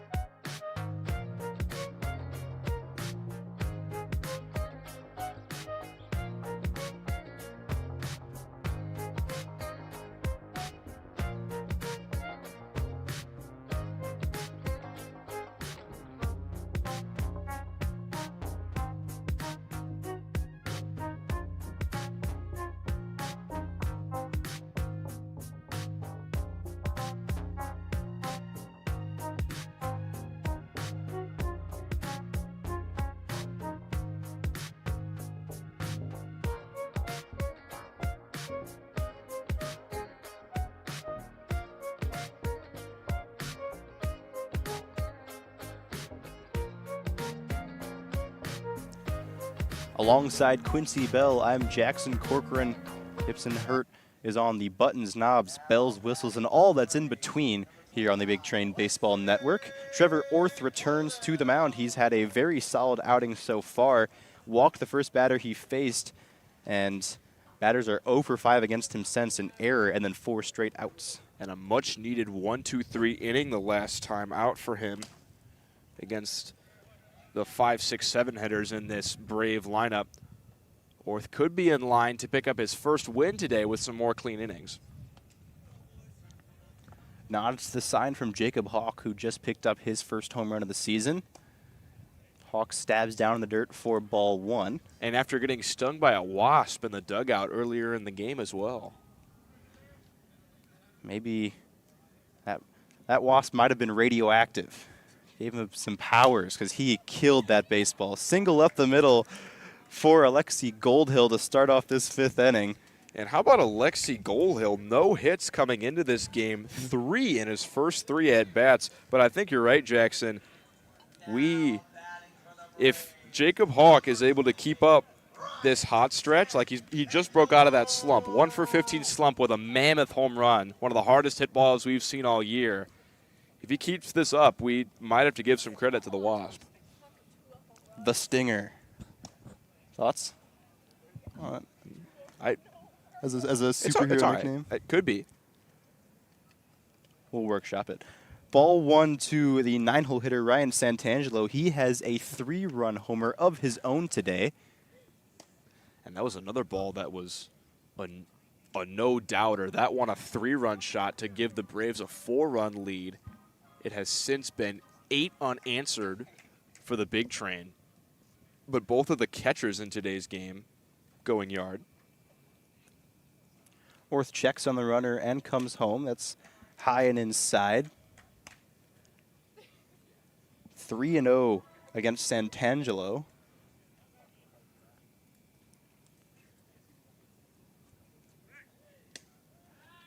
Pick over at first base, not in time. Santangelo came in hitting .250 on the season with just one extra base hit. He hit a ball well in the first that was caught out and left by Ott, and then hit that home run, his first of the year. Strike to him here. Count is now 3-1.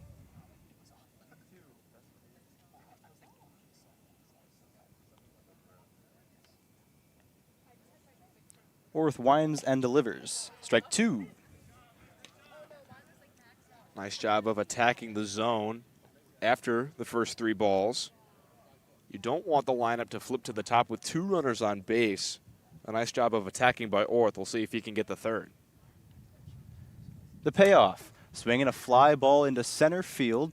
That's going to drop. Peltier got a terrible read on it. He started back on that ball. A rare miscue in the outfield from Peltier, who shrugs his shoulders at that. I think he lost that one in the lights, if I had to imagine. I'd agree with you. Peltier gets some of the best jumps in the entire Ripken League, but even the best of outfielders are prone to losing a ball in the lights. And neither he nor Ott really was able to get a good look at that. I think it was about light height here at the South County High School baseball field. Back to the top of the lineup, Sam Grube. 4 plate appearances in 5 innings for the south-sided hitter. That pitch is low and in the dirt and smothered by Jacob Hawk. He crushed a double in his last plate appearance in the 3rd inning after being robbed by Brennan Wright twice over at shortstop. 2 terrific plays. Now Grube steps in as the tying run. Another pitch in the dirt, blocked again by Hawk, keeping Goldhill at second base. And the double play in order. We have seen this big train defense turn a double play. It was a 6-4-3 double play back in the 3rd inning. A new look infield, like we've mentioned, with Panett at second and Steele at first. High and outside, 3-ball count. Second in a row for Trevor Orth. And the Braves have been on sort of an every other inning routine in this game. 4 in the first, none in the second, 5 in the third, none in the fourth. Pick over at second base. It gets out into center field. Peltier there to back up, and with Goldhill diving in head first, he has no chance to get up and head over to third, so he'll stay put. A break for the big train. And I think with him diving back and being on the ground when that ball got through to center field, with nobody out, you don't really want to risk an out at third base. With 1 out or 2 out, I think you might see him try to get up and go there, but I think a wise decision to stay at second. Orth from the stretch, in there for strike 1.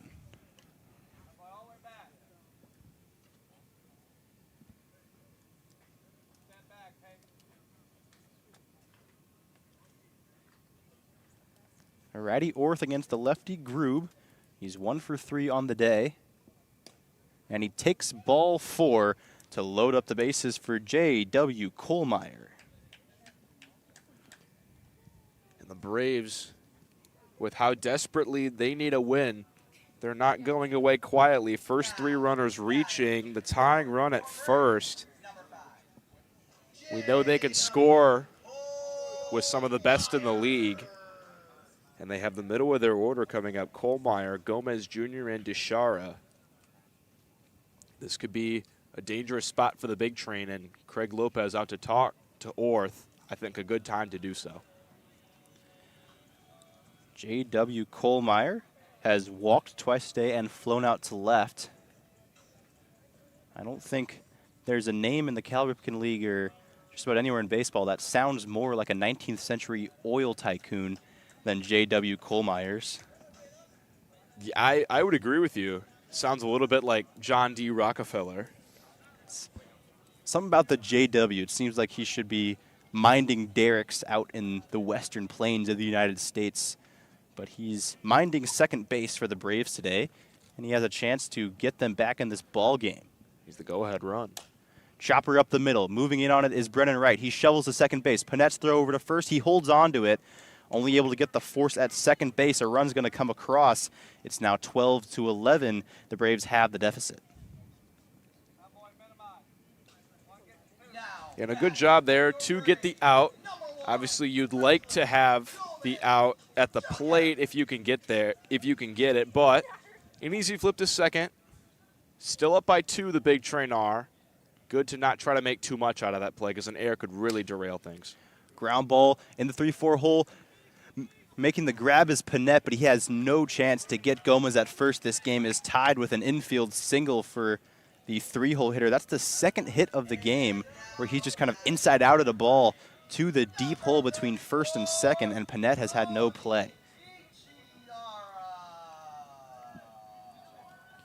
Second hit for Gomez as well. This is a guy who really, despite the Braves' lack of record, it's not because of his doing.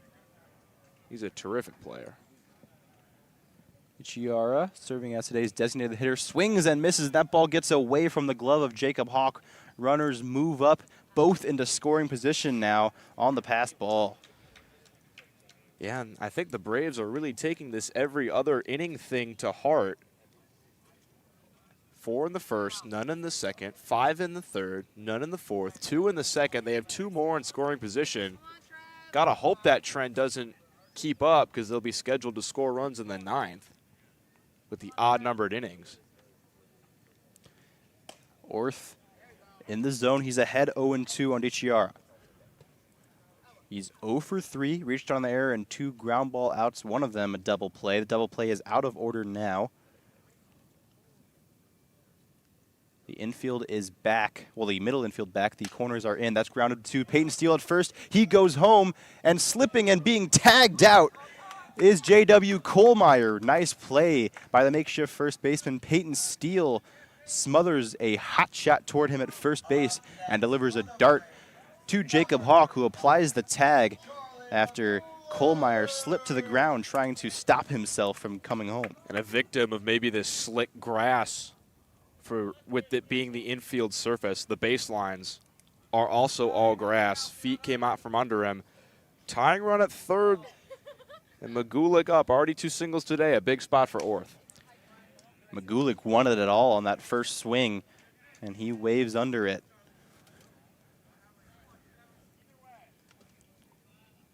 And it's going to be big for Orth not to bounce anything or let something get to the backstop. Gomez Jr., a lot of speed at third. Foul pop, it's 0-2. Big Train defense is straight up on the infield, shaded ever so slightly to pull in the outfield.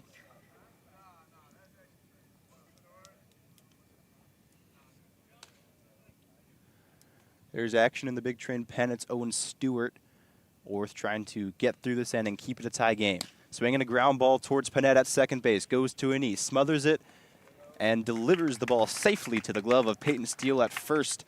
The Metro SoCo Braves square this ball game up with 2 runs on 3 hits. They leave 2 runners on. It's 12-12 after 5 innings.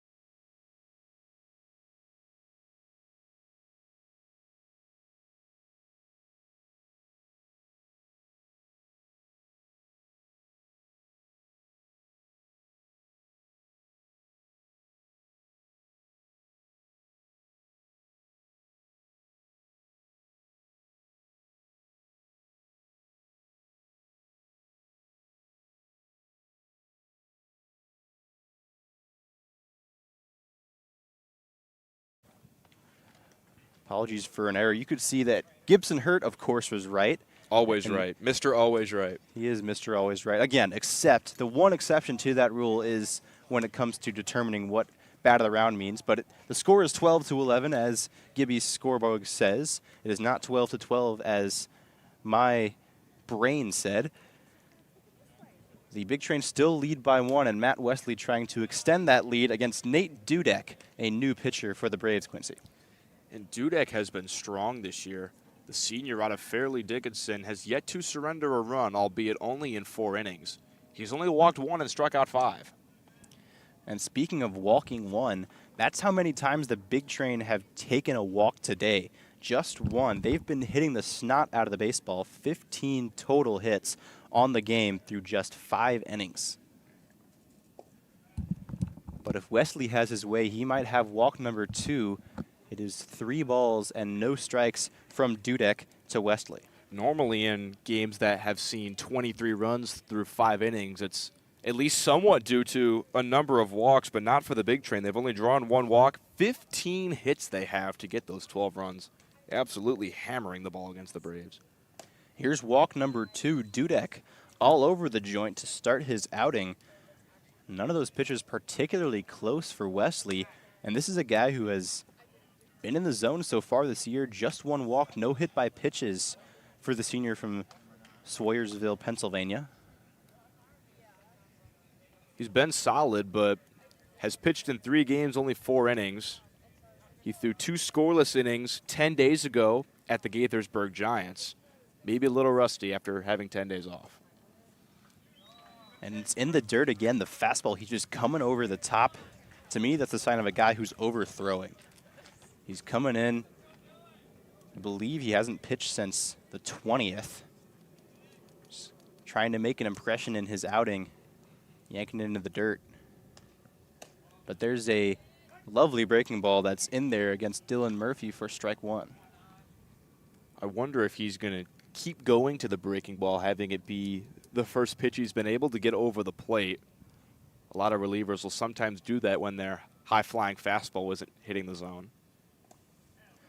Now a curveball in the dirt. It's nearly picked by Santangelo, but it scoots away, and Matt Wesley is on to second.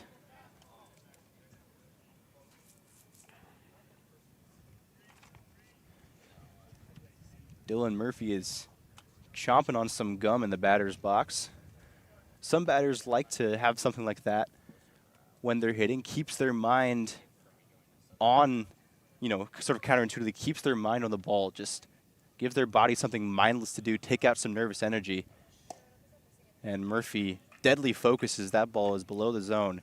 And Quincy, don't tell the umpires, but I just saw some lightning out beyond left field. Yeah, we hope this game doesn't get delayed. The rule is if there's lightning within 10 miles, the game must be paused for 30 minutes, and in those 30 minutes, no lightning may strike within 10 miles. But your secret's safe with me, Jackson. Dylan Murphy, we talked all about the lack of walks, and there's already 2 in this inning, but I appreciate you holding on to the secret. Although, if the delay is bad enough to end the game, which I don't think it will be because there's really not that many clouds over us. It's really just those clouds out in the distance, which look to be, in my view, moving away where the lightning was seen.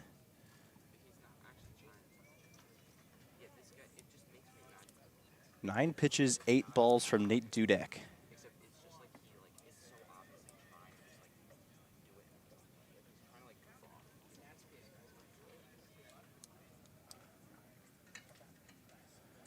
Josh Skoronsky. He and Matt Wesley are tussling over the title of hottest hitter in the league, at least with Emilio Gonzalez on the bench today. I mean, these 2 guys are slugging the baseball right now. Skoronsky has an RBI opportunity, takes strike 1 at the knees. Dudek with a very nicely located fastball there, the first time he's gotten ahead of a hitter.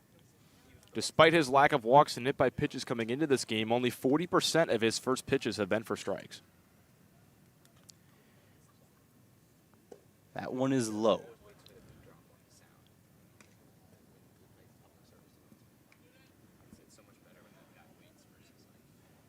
Dudek stares in for the sign. He gets it and jams the glove into his back hip, protects the ball there, cocks the elbow behind his belt, and delivers a strike into the zone, flown into deep center field by Skoronsky, pushing Gomez back towards the track. He makes the catch, tagging at second base, and advancing to third is Matt Wesley. Skoronsky just barely got under that ball. He was feet away from what would have been his third home run on the year and his second of the game. But does advance a runner, a productive out, getting Wesley over 90 feet away. And Brett Ott has a trio of singles. He's come around to score every time. That's just what he does. That's his MO. Mr. On Base. Two of them barreled up, and one of them a little bunt laid down the third base line, one of his specialities.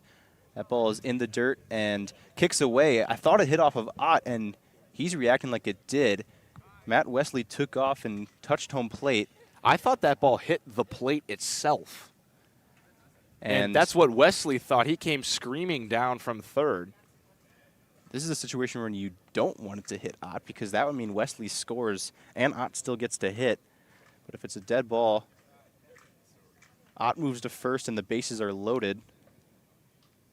And that's what we have. Ott looks, he's very confused. He waved his hands out towards the dugout, and he's just going to walk to first. I think he knows that ball didn't hit him. Well, he leaned over right away and made it out like it did hit him, which, given that the run scored, you don't think he'd play act if it didn't actually hit him. Because Well, the bases are loaded now with only the one out. last time the bases were loaded, this very man, Logan Panett, drove in 3 runs with a double down the third base line. He takes ball 1 high from Nate Dudek here.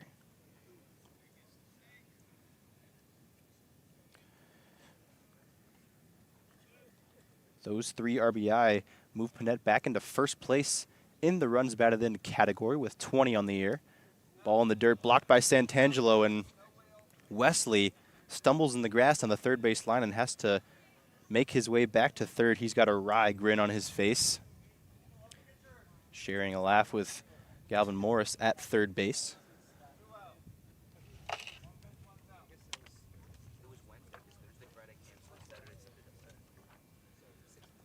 Has a chance to really extend that RBI lead and put a stranglehold on it here.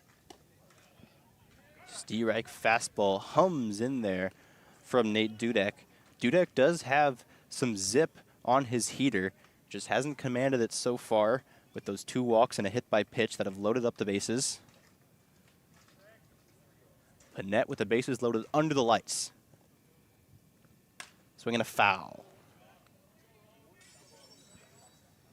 That ball was deep into the parking lot. The sound system played a breaking glass sound effect, although that was over the intercom and not anyone's windshield. We certainly hope it isn't art imitating life, because this parking lot is right beyond the fence out there. That wasn't in the direction of my car, though, so that's good. At the end, that's all that matters, really. Well, not really. I care about other people, but I care about my car more because that's the one I have to fix. Full count now, and Dudek really has to find the zone here. We talked about how walks can derail outings. Really don't want to walk in a run in a 1-run game. The payoff. Foul pop in front of home plate. Infield. Moving in, the catcher moving out. The catcher Santangelo, he makes the grab. That's 2 outs. And that's a really unfortunate result, popping up to the catcher. An infield fly rule at that. Would have been out if Santangelo caught the ball or not. But now Hawk, who hammered that ball last inning for the home run. We'll see what he has with the bases loaded now.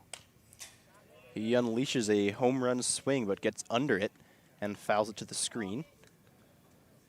I think if he gets a hit here, drives in multiple runs, I'm convinced it's the Wasp. So we might have to keep up the wasp nest that sometimes form around Shirley Povich Field. They're quickly dealt with by our excellent group of workers, but might have to keep him around if they're helping out Hawk. The 0-1 to him. At the eyes, ball one.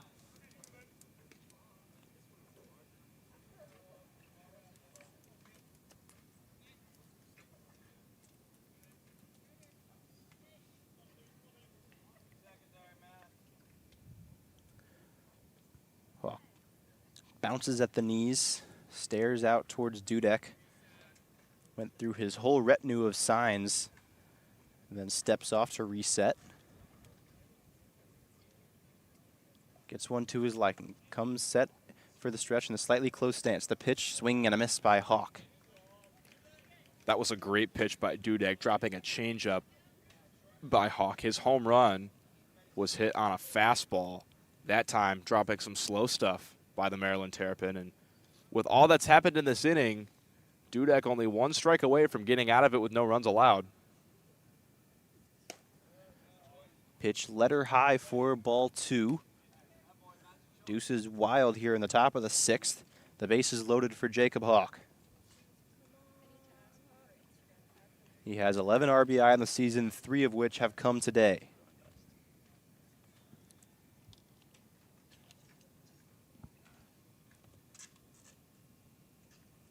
Swing and a miss. Hawk goes down with the bases loaded, and Nate Dudek evades control trouble and puts up a 0 in the top of the sixth. The Big Train still lead by 1 going into the bottom half.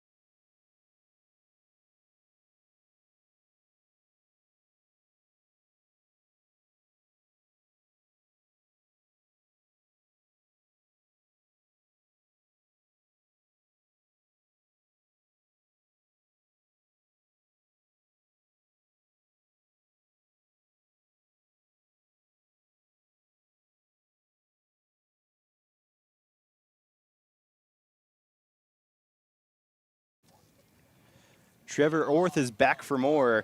He had a bit of trouble last inning, but has been smooth aside from that, trying to put up another inning, trying to eat another inning, I should say, against Trent Edelman, Michael Lavanga, and Alexi Goldhill. And we saw Owen Stewart warming up in the bullpen earlier. He's been the Big Train's main high-leverage reliever. I wonder if he's thinking of taking the last 3 in this game if Orth can get through a clean 6th. Stewart, last pitch on the 28th through 26 pitches that day. 2 quick strikes from Orth to Trent Edelman. Perhaps they're thinking of using Stewart as a stopper more than a closer today. If they get into a tough situation, put him in where they can hold the lead. The 0-2, line drive towards short, sneaks past the backhand of Brennan Wright for Trent Edelman's second hit. And the Braves just will not go away. Every run the Big Train have put up in this game, they've had an answer. But I think you're right about Stewart. If we see a situation, no matter what, if it's like a bases loaded 1 out situation, a second and third 2 out situation, that could be where you see Stewart come in, face 1-2 batters, and then his day is over, because the 9th inning is not always the highest leverage spot for your best reliever. Pitch inside from Orth to Michael Lavanga. quick look around the league. The Alexandria Aces lead the Giants 6-0. The Thunderbolts are up on the Senators 6-4 in the bottom of the 7th. And the only Crop Dusters dominating the Grays 7-0. A bunt attempt from Lavanga goes to the backstop for a strike. And now I think it's even more important that the Big Train find a way to scrap this game out for a win with both of their divisional foes that are right behind them in the standings, looking like they're on the way to pick up some wins. Only is 3 games back. The Thunderbolts 1.5. They're both up so far in their respective games. And they do have games against Olney and Silver Spring this week. They're on the road at Olney, and they have 2 games at home against Silver Spring. Pitch up and in, bends back Lavanga. It's 2-1. This is Orth's 50th pitch, a half-century of deliveries for the reliever.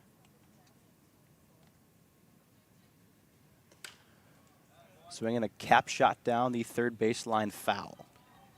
He has been accurate with his pitches through the first 50, 32 of them strikes. Has given up 4 hits, but only the 1 walk. He's been serviceable in the middle innings and in a game where the Braves have been hammering the ball. Pitch is at the shoulders of Lavanga, and the count is full. It's a 1-run baseball game. Trevor Orth trying to keep it that way. Pitch to Lavanga. Ball 4 inside. First and second for Alexi Goldhill, who's 3 for 3 today. And if there's anyone you want at the plate for the Braves today, it might be Goldhill. We mentioned this is only his 4th game on the year, and he had no hits coming into this game, but 3 singles. We've talked about the every other inning trend for the Braves. Well, he has a single every other inning. And sometimes, once you break out of a slump in a game, it keeps coming. Hitting's contagious as Trevor Orth walks off the mound. His day is done, but it looks like, Jackson, you were right. It's going to be Stewart coming out for a high-leverage spot in the 6th. Need some big outs. Can Stewart be the one to deliver them? We'll take a break here on the Big Train Baseball Network.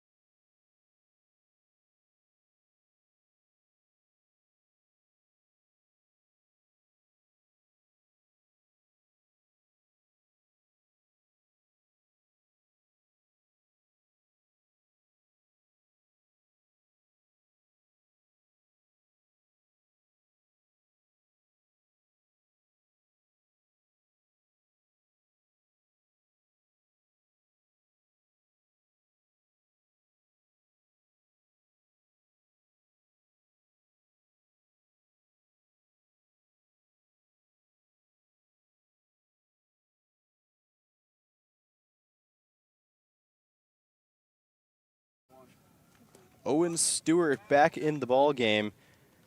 When they've run into trouble, that's whose telephone they've rang. The right-hander has made 7 appearances, thrown 8 2/3, a 0 ERA. His first pitch of the game is inside for a ball to Alexi Goldhill. There have been 7 men on base when Stewart has entered the game. He's inherited 7 runners. Only 2 of them have scored. He's got 2 right now. Strike called on the breaking ball.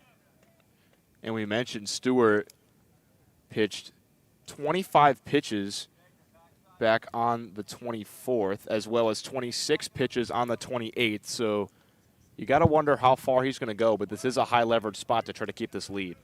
Picks up another strike here. He's ahead in the count. There is another pitcher warming in the Big Train bullpen. Might be Jordan Capuano, unless my eyes deceive me. Pitch is grounded foul. Stewart grunting with effort as he delivers here. And if you're Goldhill in this at-bat, you have to put something in play, or at least try to get Edelman up to third, because a strikeout here, trailing 1 run with runners on, would be the worst thing. And the worst thing comes to pass for Alexi Goldhill, swing and a miss. Owen Stewart enters the game with a bang, striking out Alexi Goldhill for out number 1. And it's tough to do anything with that slider from Owen Stewart. We know his fastball has a lot of run and some high velocity to it, but when you couple that with a slider that runs down and away to right-handers, Goldhill, no chance there. He has retired the first batter he's faced in 7 of his 8 appearances now. And I think that's a balk. They're calling a balk, it looks like. Stewart is a guy that likes to work quickly. I wonder, maybe too quickly that time. I was still looking down at my book when that occurred, so can't tell you for sure, but I agree with you. It might have been a not coming set balk. Now the runners are at second and third. A tougher task for Stewart against Ryan Santangelo. That pitch is fouled off.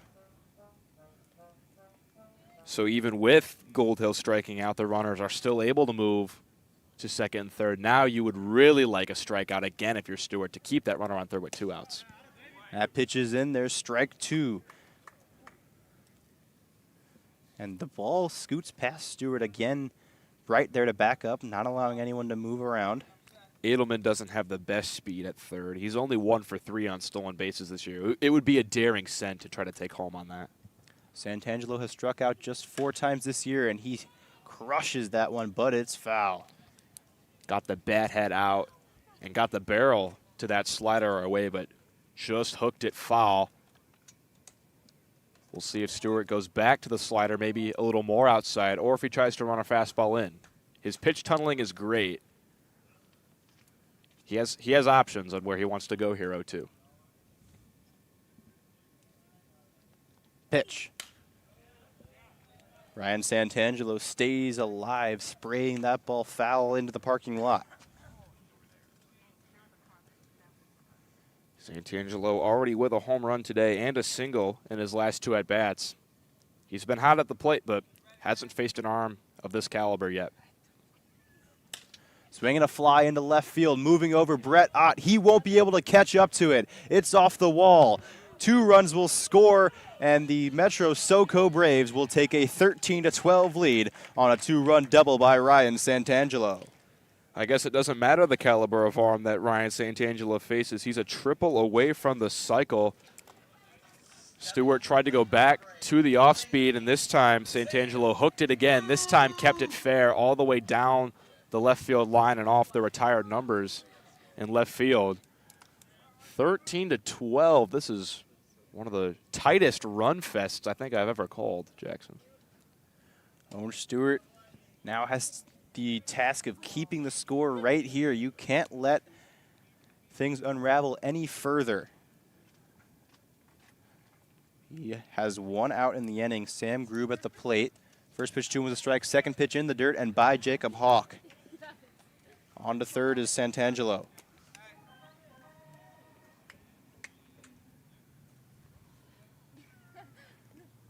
The infield comes in with Santangelo at third and 1 out. Grube rests Flamingo-like on his back foot in his stance and takes a ball high.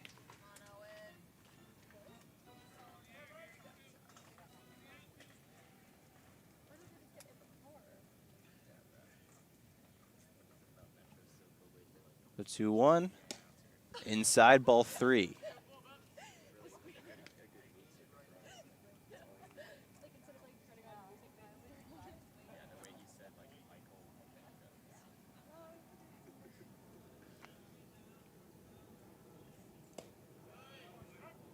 Pitch is in there. Sky is darkening rapidly, as are the Big Train fortunes in this ball game.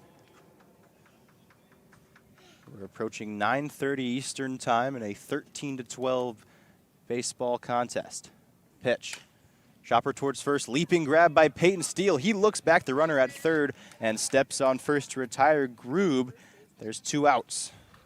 A very athletic play from Steele, who's normally a corner outfielder, but jumping high in the air to stab that ball, a clean glove on it, and with that ball being hit so hard, Santangelo has to stay at third. Every run important in this one as the Braves have taken the lead back, but a big out there because now Kohlmeyer needs a hit to score the run from third. Looper into short right field, moving back, Panette backpedaling and making the catch at the brim of his cap is the University of Charlotte product. 2 runs scored by the Braves, and they take the lead. Quincy Bell will tell you about the exciting conclusion of this game when we return on the Big Train Baseball Network.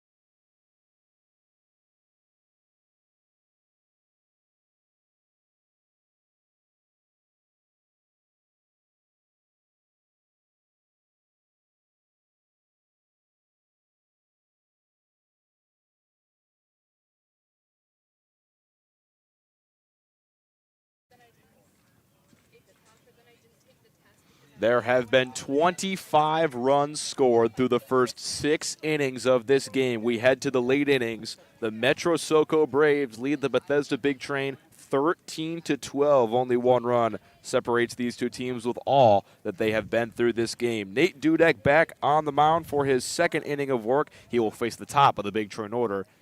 First up is Alex Peltier. A slider running down and away, catches the outside corner for a strike. Dudek trying to lock in after a up and down first inning of work. Put 3 on via the free pass, worked his way out without allowing a run. May have settled down. Another slider down and away, chopped right back to Dudek on the mound. He flips over to first and easily retires Peltier for the first out. And the Big Train may be left to rue a missed chance last inning. You get 2 walks and a hit by pitch with just 1 out, and you're not able to make anything of it. And in a touch-tight baseball game, everything matters. The Braves took the lead back for the first time since it was 9-4 back in the last half inning. A 2-run double from Ryan Santangelo made this game 13-12. First pitch to Brennan Wright, misses inside for ball 1. Wright singles in his last 2 at-bats. Takes a fastball down the middle for strike 1. Every single Big Train hitter has reached today, and they have 15 hits in this game. Dudek's 1-1. Change up on the outer half. Called a strike by our plate umpire. Wright behind in the count 1-2. Brennan Wright, one of 5 Big Train hitters with multiple hits on the day. Dudek's 1-2. Wright reaches down, lunges for it, but able to spoil the fastball into the netting along the first base line. The defensive swing is something that Brennan Wright is very good at, better than many hitters in this Big Train roster. Just going down and swinging with the goal of fouling it off. He does the same on this pitch, a fastball up and in. He fouls down the first base line again. And that is a real skill, being able to just battle off pitches. Because Brennan Wright, when he's bending at the waist, flicking the bat out, he's not trying to put the ball in play. He's trying to see another better pitch. 1-2 from Dudek. Just misses beneath the knees of Brennan Wright. He's now even in the count at 2-2. And with his ability to foul off pitches, he draws a lot of walks. He has walks in 4 straight games to only 1 strikeout. A very disciplined hitter, and if you're going to get him out, you're going to have to earn it. Dudek taps the foot 3 times, set at the belt, fires the 2-2, Wright grounds on over to second base, fielded by Kohlmeyer, thrown over to first in time. Back-to-back outs to lead off the 7th for the Big Train. In a game where they've put up 12 runs through the first 6 innings, 4 batters retired in a row dating back to last inning, and that's the most in a row that the Braves have set down the Big Train in this game. Big Train have gone down facing the minimum 1 time this game. That was way back in the first. Peyton Steele waves at a front hip slider for strike 1. Steele with 2 doubles today has overtaken his teammate Matthew Wesley for the Cal Ripken League lead in doubles. Now with 9 on the year, fastball skips away to the backstop. Count is even at 1-1 to Peyton Steele. He did ground into a double play to end the 5th inning, a 1-6-3, right back to the pitcher. At the time was Reed Little. Dudek pumps in a fastball at the knees for strike 2, and he's 1 strike away from a 1-2-3 scoreless frame. This is where you need your best hitter to hit. Need something from Peyton Steele getting a rally started. Dudek peers in, has his sign, taps the foot twice, takes a deep breath, now fires a fastball just high and away. 3-hole guy is 2 for 4 today. Just needs to catch a barrel or come back and work a walk.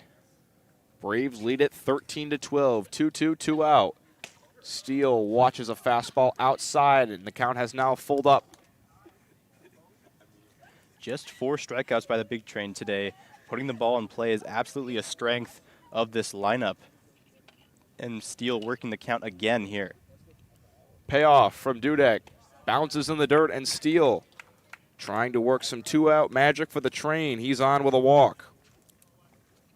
It's a much-needed at-bat. Gets the bat in the hands of your cleanup hitter, Matt Wesley, who has 2 hits on the day. Just need to keep Steele moving around the base paths. He's now the tying run. Top half of the 7th here from South County. 13-12, the lead for the Metro SoCo Braves, who sit at the bottom of the South Division. They are in desperate need of a win to keep any playoff hopes alive. Fastball from Dudek misses high to Matthew Wesley. You can't let Dudek get away with it again. He has 3 walks and a hit by pitch on the day, and if you can't get any runs out of those pitching mishaps, it might not be a game that you deserve to win at the end of the day. Steele with a medium-sized lead at first. Dudek looks down, has his sign, comes set, fires. A changeup on the outer half, called a strike on Wesley. And that one was a bit of a hanger, and I think Wesley knows it. He had a little grimace on his face after that went by for a strike. It was at his belt, didn't move a whole lot. I think it's something he could have drove.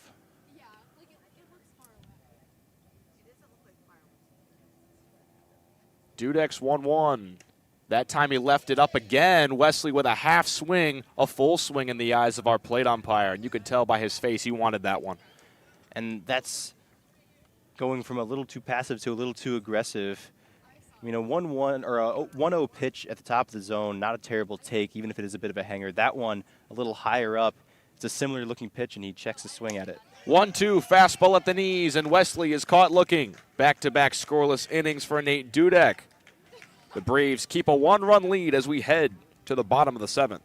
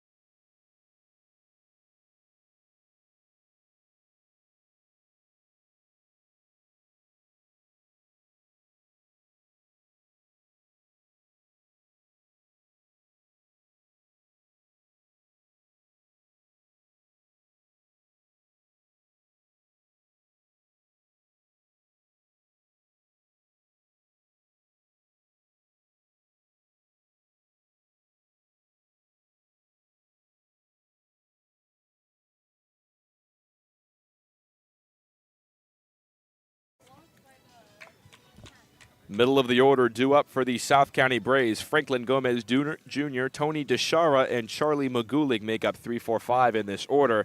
They are protecting a one-run lead. The Braves lead the big train 13-12. Owen Stewart, who got the final out of the 6th inning, relieving Trevor Orth mid-inning, will now work into his first full inning.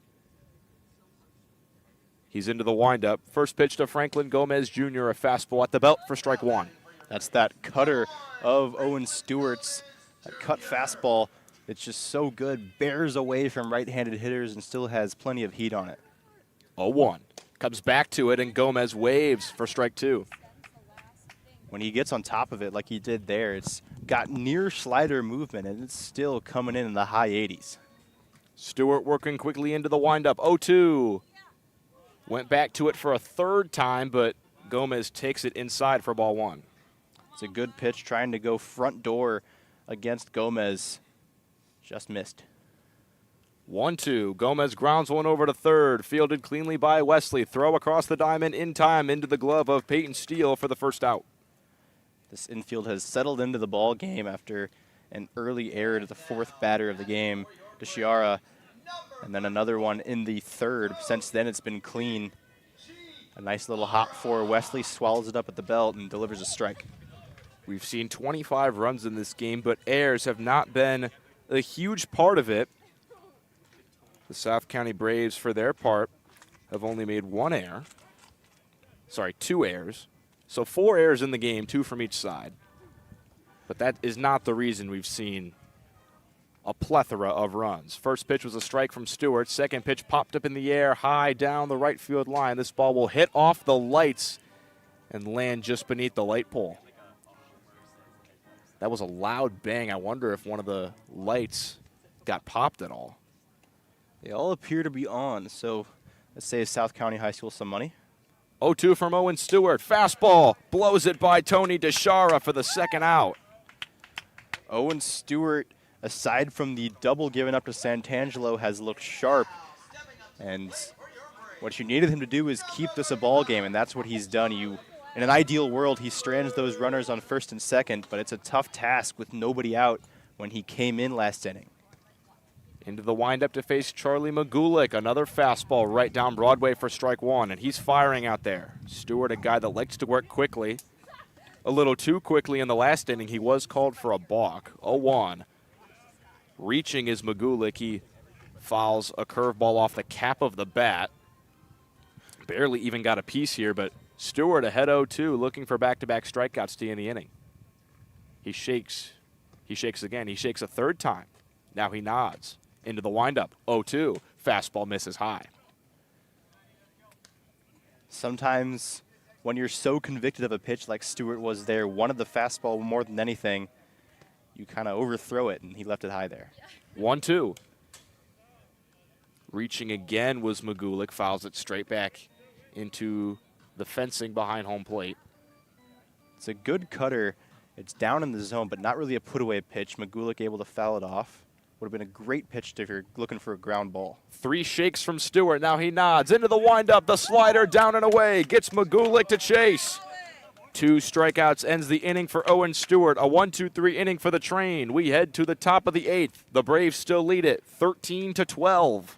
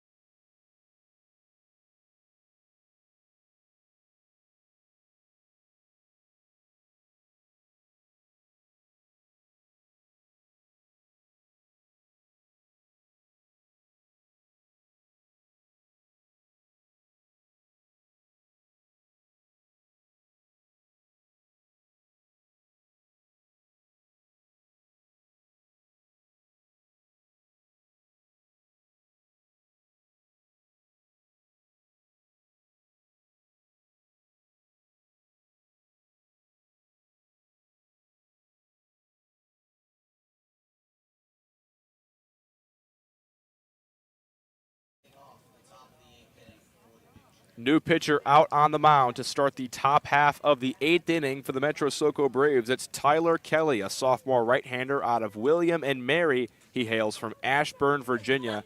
He's 0-1 with a 3.7 ERA this year in 6 appearances. He's thrown 5 1/3 innings.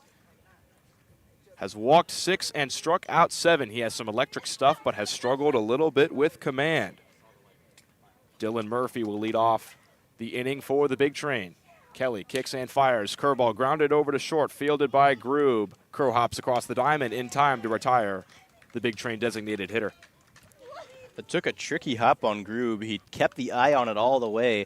Too bad we don't have video of it because that's something you want to show to young infielders because he kept the glove down, worked up through the tough hop, made the play, and then threw on even footing over to first to retire Murphy.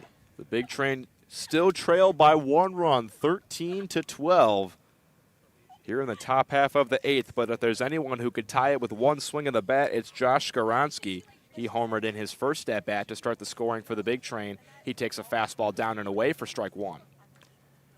Kelly has some hop on his fastball. He's throwing it pretty firm up there. And his first 2 have been in the zone. Comes set at the belt. 0-1 to Skaronski, grounded over to second base, fielded by Kohlmeyer, throw over to first, again in time to get Skaronski. And after Reed Little left the game, the Big Train bats have quieted. So here is Brett Ott. He has reached in all 4 plate appearances today, 3 singles and a hit by pitch. His first 3 singles, he came around to score on all of them. And if there's anyone to work a tough at-bat against Kelly and extend this inning with 2 outs, it's him. A guy with one of the highest on-base percentages in the Cal Ripken League. Kelly trying to get a 1-2-3 inning. Fires a slider in the dirt for ball 1 that skips away to the backstop. If there's anyone you want to extend the inning that's been as lightning quick as the Flash is still murmuring behind the clouds out in left, it's Brett Ott. I mean, he puts in great at-bats. He's got 12 walks on the season. He's ahead 1-0 here. The sky's completely black here from South County High School. Kicking the fire from Kelly, again in the dirt for ball 2. Ott has scored a run in each of his last 5 games, including 3 both tonight and the last time this team played the Braves. He's been a Brave killer just about halfway through the 2025 campaign. Kelly behind 2-0, deals to Ott, pumps in a fastball at the knees for strike 1. And another Braves killer is on deck. Logan Panett on the season is 8 for 15 with 5 extra base hits against Metro South County, including a 3 RBI double back in the 5th inning of this one. More flashes of dim lightning behind the left field clouds. Kelly, 2-1 to Ott, fouled straight back behind home plate. We haven't heard any thunder. The lightning well away and has never really advanced any closer. But Brett Ott hoping he has some thunder in his bat here in a 2-strike count. Kelly looking for either a hold or potentially the first half of a 6-out save. 2-2. The delivery to Ott. Curveball chopped foul down the first base line. A breaking ball upstairs, and Ott chopped down on it, fouled it away, lives to fight another day. Another guy that does not strike out too often in his last 5 games. 3 walks to only 1 strikeout. A strikeout was a week ago to the day. 2-2. Kelly taps the foot twice, now a 3rd time. Kicks the leg, fires the 2-2, lined up the middle and through for a base hit. Brett Ott wins the battle. And there's a 2-out runner for the big train, the tying run at first. And there's sometimes when you wonder how anybody on earth hits a baseball. And there's sometimes you look at a hitter like Brett Ott who's hitting like he is, and you wonder how easy he makes it look. How does anybody miss? I mean, Brett Ott just is dialed right now. A fastball at the knees with plenty of verve, and Ott just unloads on it and cranks it into center field on a line. 4 hits today for him, all singles. He's the tying run, and he has some serious speed. We'll see if he tries to move himself into scoring position with a stolen base. First pitch to Panett. Fastball at the belt for strike 1. 13-12, the Braves lead the big train with 2 out in the top of the 8th. Ott has become the 3rd big train player to pick up 4 hits in a game. The last one to do it was Matt Wesley just yesterday. Ott with a decent lead off of first. Kelly out of the stretch. Curveball misses high to Panett. He's even in the count at 1-1. Panett has had some 8th inning magic this year. A game-tying grand slam against the DC Grays back on opening day. That tied the game at 11. This has been the highest scoring close game the Big Train have played since then. They've had some high scoring games, but none this close. Kelly nods. Out of the stretch for the 1-1. Panett on a line to 3rd and fair down the line. Brett Ott is off to the races. He's rolling towards 3rd. He's getting the windmill at 3rd from Galvin Morris. Ott is going to score standing up. Panett is into 2nd standing up. The Big Train have tied this game at 13 apiece. And how about it from Logan Panett? He punishes a baseball down the 3rd base line for a 2nd time today. When the Big Train need it most, he comes through with a heck of a swing. My goodness, for a young man, he has a knack for the big moments. 4 RBIs today. That's 21 on the campaign for Logan Panett. This game is tied at 13-13, and Jacob Hawk can push across the go-ahead run, who's in scoring position. Hawk 1 for 3 today with a sac fly and a mammoth home run back in the 5th inning, which gave the Big Train the lead 12-9. Kelly taps the foot twice, kicks and delivers. Hawk takes one high above his head. He had to duck to get out of the way of that one.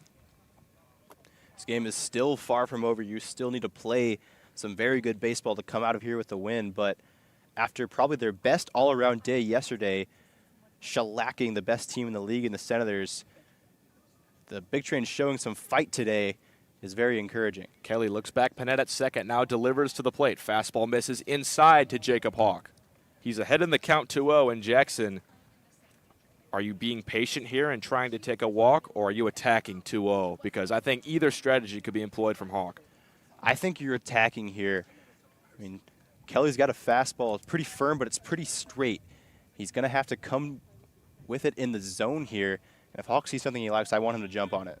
2-0, we have time called and a pitch clock violation by Kelly.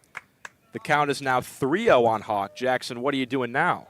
I still think he has a green light, but it's a very small box. So maybe a yellow light for Hawk here, because I want him to have the chance to swing, because he's seeing the ball pretty well with the well-struck sac fly and that home run. But really, box it up very small. Has to be in his perfect spot. Kelly's 3-0. Hawk is taking. The fastball misses high.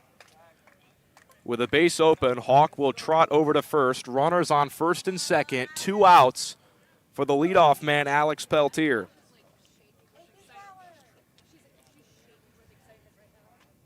Peltier, a double in the 4th inning. That's his only hit in 5 plate appearances. Did walk in the 5th, but was later picked off. And now the Braves will have a meeting on the mound. Their pitching coach and infield will talk to Tyler Kelly. Big Train have already allowed their most runs of the season so far today, but they're still in the ball game.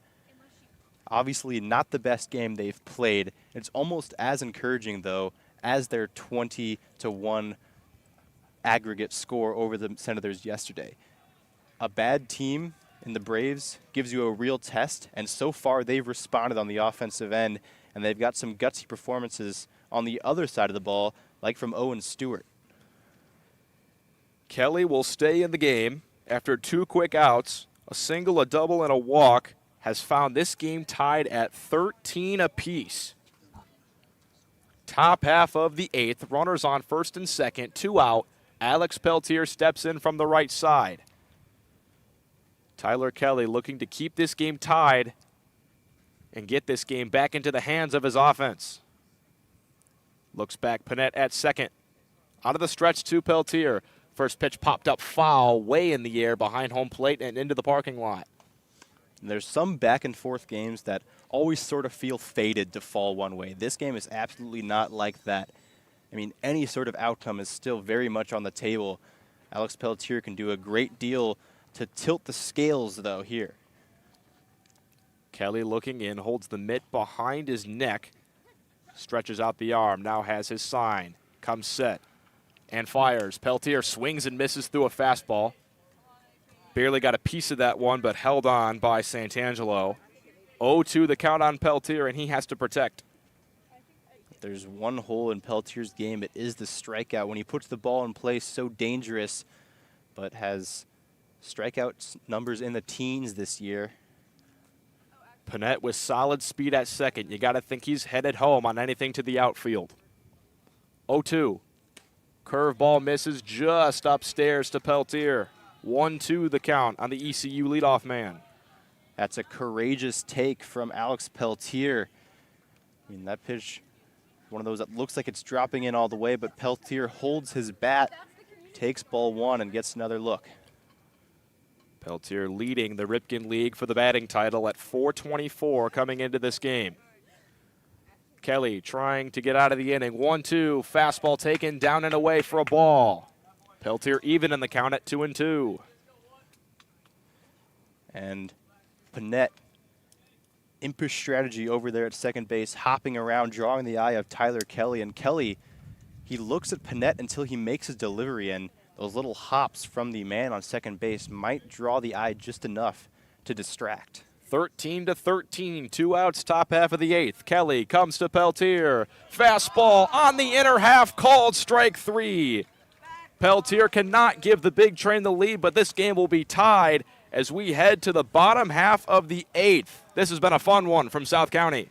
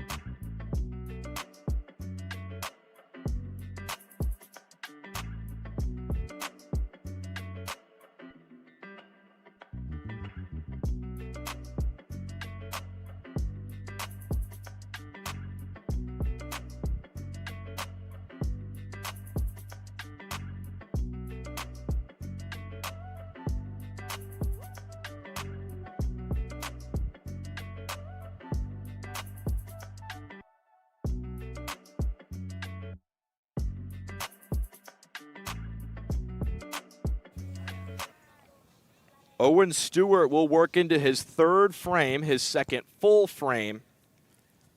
Here in the bottom half of the 8th, he's into the windup. First pitch misses high and away to Trent Edelman for ball 1. This will be his longest outing of the year if he keeps it moving. He's really been limited to 2-inning stints. Edelman waves at a fastball beneath the zone for strike 1. And his outings have been short, and we thought this would be another short inning out of him from the bullpen, maybe an emergency situation, but Sal Colangelo keeping him out, thinking he has the best chance to close this game out and give the big train a win. That ball fouled away out of play by Edelman. 1-2 the count. Stewart struck out Deshara and Magulik to end the 7th inning, looking for his 3rd straight. Nods into the windup, 1-2 to Edelman. Misses high and in. Edelman has to lean out of the way of that pitch. And you can see why Colangelo trusts Stewart in areas like these. He is just cold, dead-eyed out there on the mound, up there to do a job. Chopped slowly in front of the plate down the third base line. This ball will just sit foul. A few blades of grass to the left side of the foul line. And Edelman thought he had a single. He ran all the way to first, but has to make a slow walk back, and he's taking his time. The home plate umpire made a strange signal on that play. When Hawk picked it up, he made like a safe call, which made me think for a second that he was saying it was fair. Yeah, I didn't have a great view of it, but from my view, I thought it was foul. It certainly was foul, and that was the call, and I agree with the call, but he made the strange signal through me. I understand what you're getting at. 2-2 from Stewart. Chopped again slowly down the third base line. This one well foul.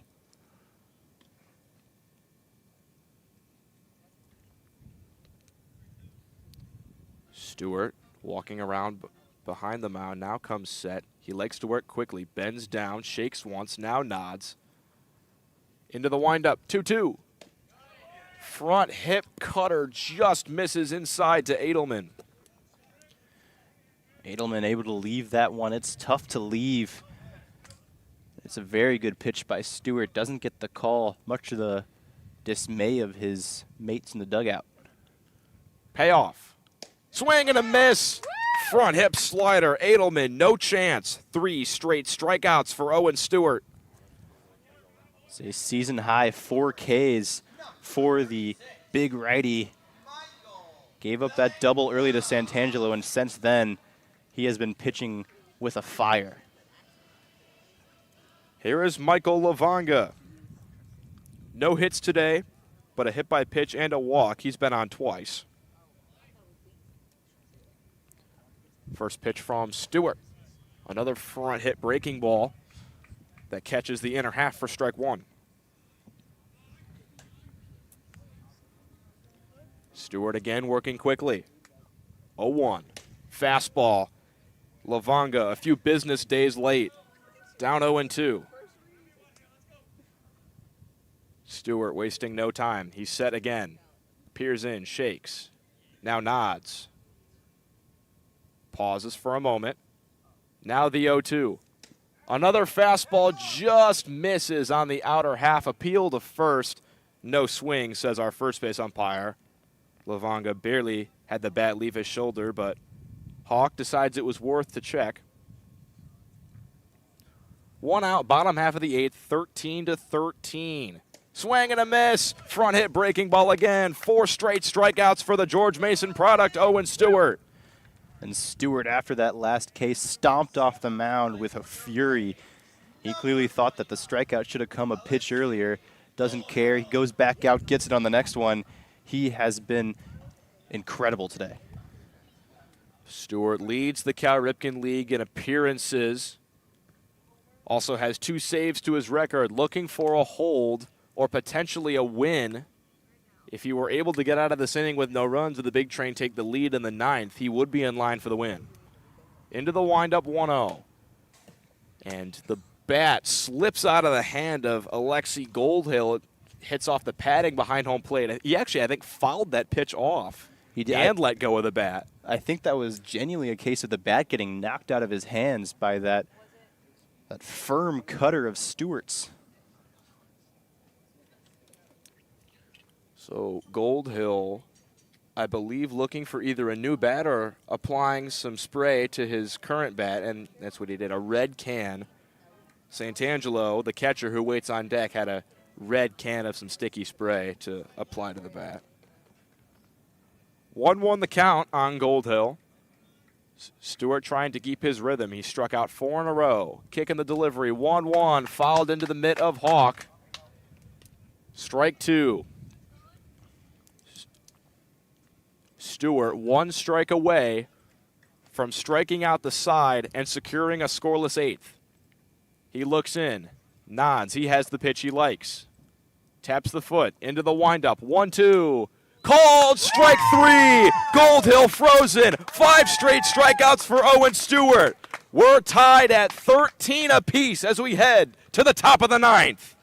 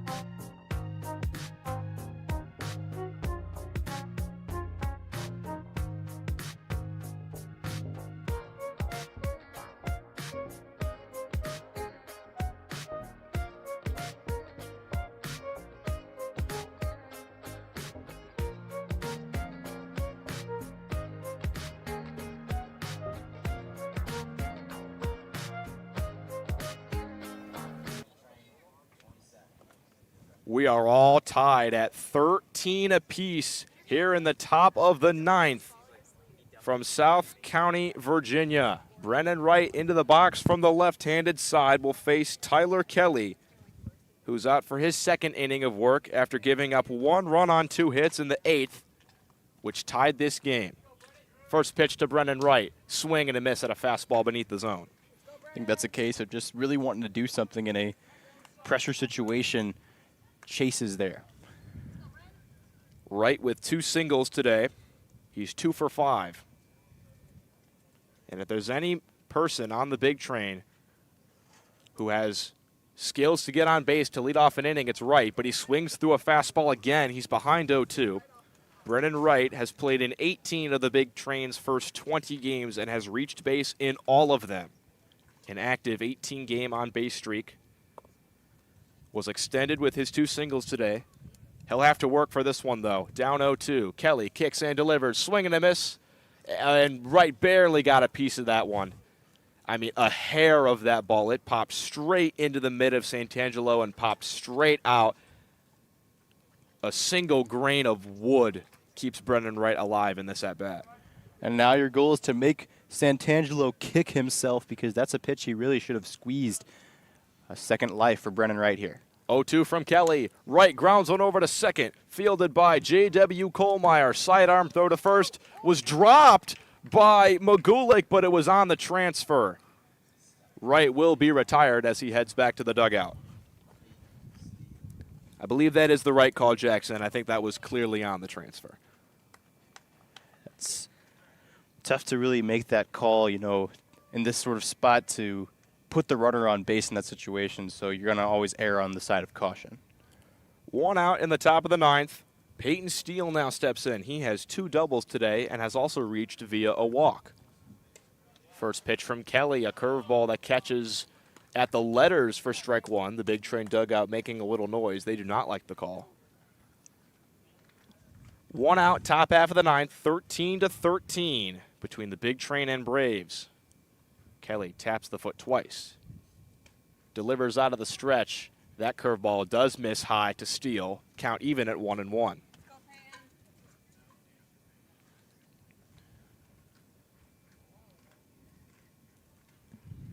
Kelly waves the mitt, telling his catcher to give him the sign. He has the sign, nods. Comes set.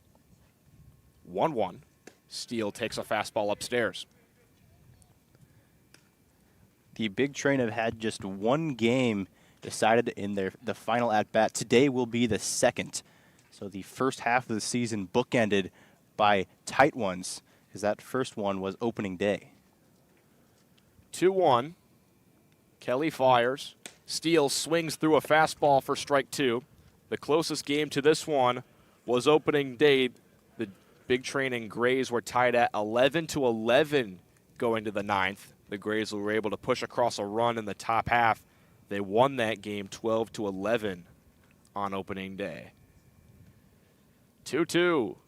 Kelly to Steele. Swing and a miss, strike 3. Steele catches nothing but air on the fastball. 2 quick outs for Kelly in the ninth. Tyler Kelly gave up the tying run in the 8th and given the orders to return to the mound for the ninth and keep this game knotted. So far, he's done a brilliant job. 2 good at-bats against the 2 and 3 hole hitters in a potent lineup. He got the first 2 outs in the 8th inning, but 3 straight runners reached, including a Logan Panett double to tie this one. So Kelly not out of the woods just yet. First pitch to Matthew Wesley, a front hit breaking ball for strike 1. James Gladden is making pitches out in the bullpen. Owen Stewart having thrown now 3 innings. You'd assume he might be cut. The big train's best high leverage reliever might be out of bullets. Wesley fouls one straight back into the parking lot behind home plate. And Kelly 1 strike away from back-to-back strikeouts in the ninth to give his team a golden chance to walk things off. It'll be 9-1-2 due up for the South County Braves in the bottom half. Kelly nods. He's 1 strike away. 0-2. Wesley takes a curveball just low beneath the knees. Wesley struck out looking his last time up. He hasn't picked up a hit in his last 3 trips to the plate after hitting safely 6 plate appearances in a row dating back to yesterday.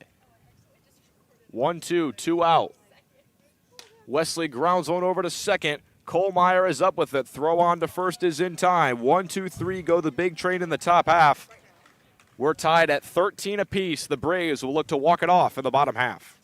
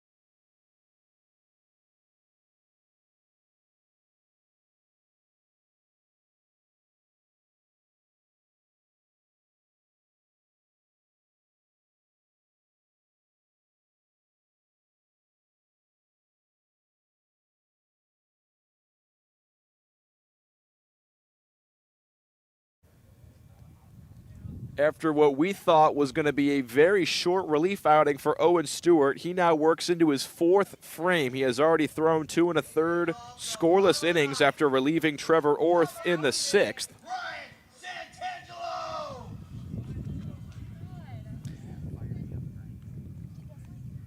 First pitch to the catcher, Santangelo, a fastball. No chance for him. He's late on that one, behind in the count 0-1. He has 3 innings, 9 outs, 5 or 6 of them via the strikeout, just 1 hit allowed. He's retired 8 in a row. Yeah, he did relieve Orth in the 6th, but Orth did not record an out in that inning. So 3 innings of work for Stewart. Swing and a miss by Santangelo. Behind to the count 1-2. There's so many runs and lines and X's and O's in my book. It's sometimes hard to keep track. 1-2. Fastball just misses outside. Stewart working quickly, looking for his 6th strikeout in a row. This is just low, and now the count runs full on Santangelo, who actually sits a triple shy of the cycle, a home run, a single, and a double today. Stewart into the windup for the payoff. Just misses high on the breaking ball. Santangelo, a leadoff walk. Just his 3rd base on balls of the season through 11 2/3, and it's to a leadoff batter, bringing up the first spot in the order. The Big Train have yet to play a game this year that has gone to extra innings or that has ended in a walk-off decision, but one of those 2 will happen in this one. And now head coach Chris Warren is out of the dugout for South County, and we will see a pinch runner for Santangelo at first. It's going to be the man wearing number 20, Charlie Brinkman. He's stolen 2 bases on 2 attempts so far this year. He can move a little bit. The lineup flips to the top. The leadoff man, Sam Grube, is in from the left side, and we'll see if South County tries to employ some small ball to win this one. First pitch from Stewart. A bunt was shown by Grube, but he pulls it back. Pitch missed outside. Grube grounded out to first base on that high chopper to Peyton Steele back in the 6th. First and only time he's faced Stewart. He's 1 for 4 on the day. Gets the bunt down. Hawk out of the crouch. This ball just rolls foul down the first base line. And Hawk gave a look to the home plate umpire, beseeching him that might have hit Grube outside of the batter's box. Umpire shakes his head, says, "No, sir."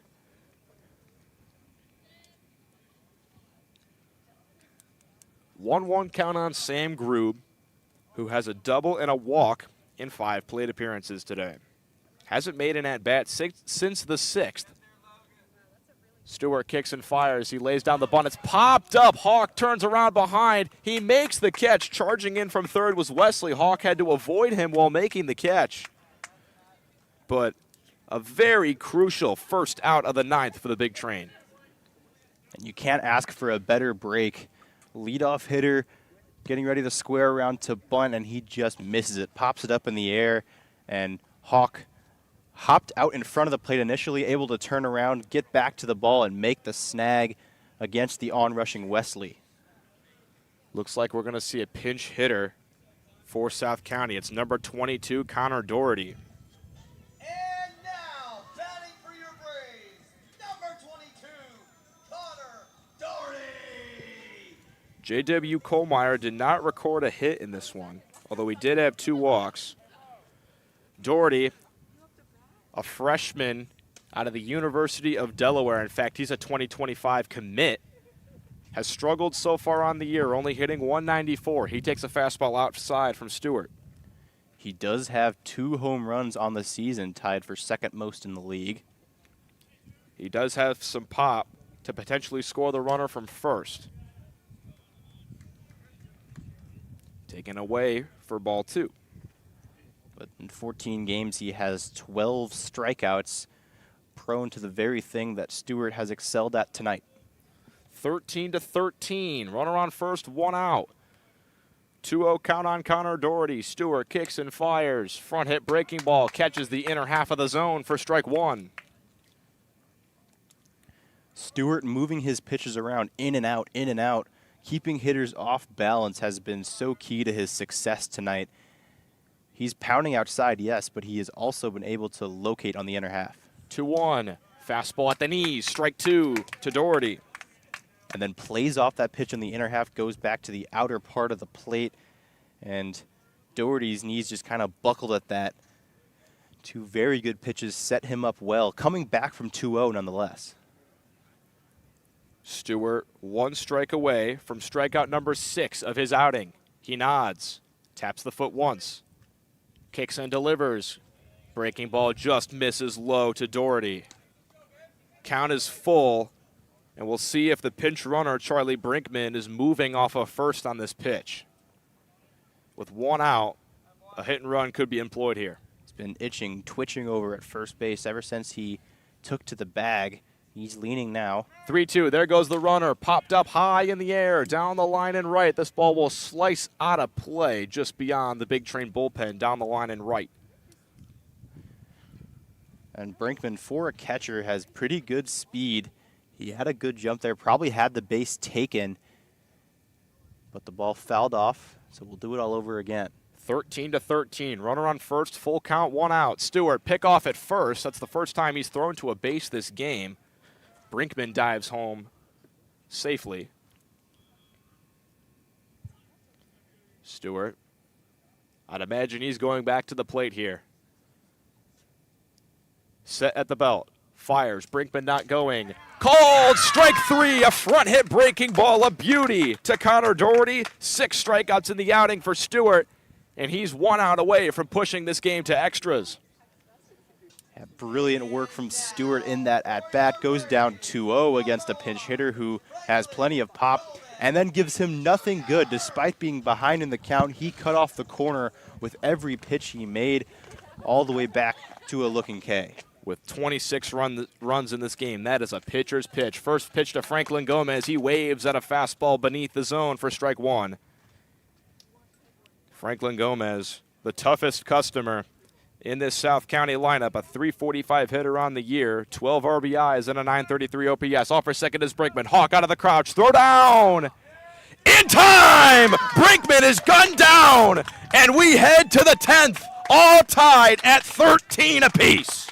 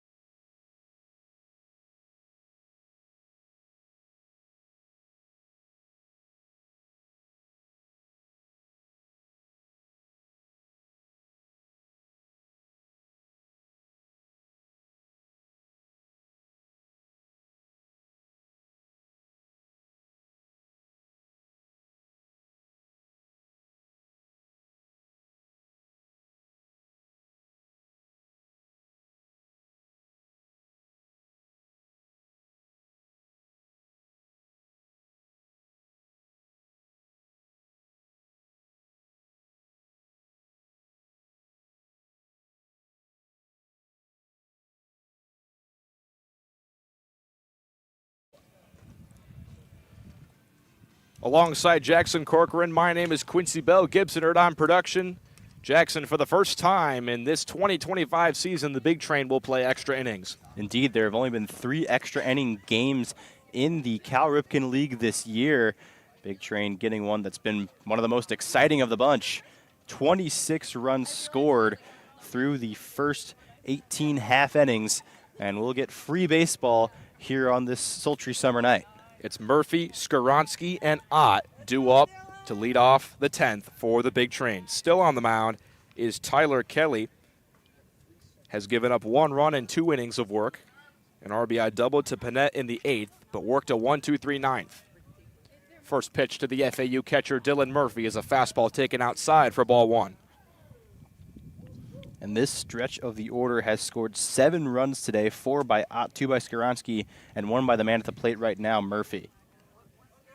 Murphy a single in the 2nd.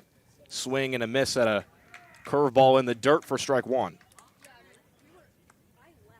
This is the 6th plate appearance for Murphy. He has gone strikeout, single, reached on air, walk, ground out.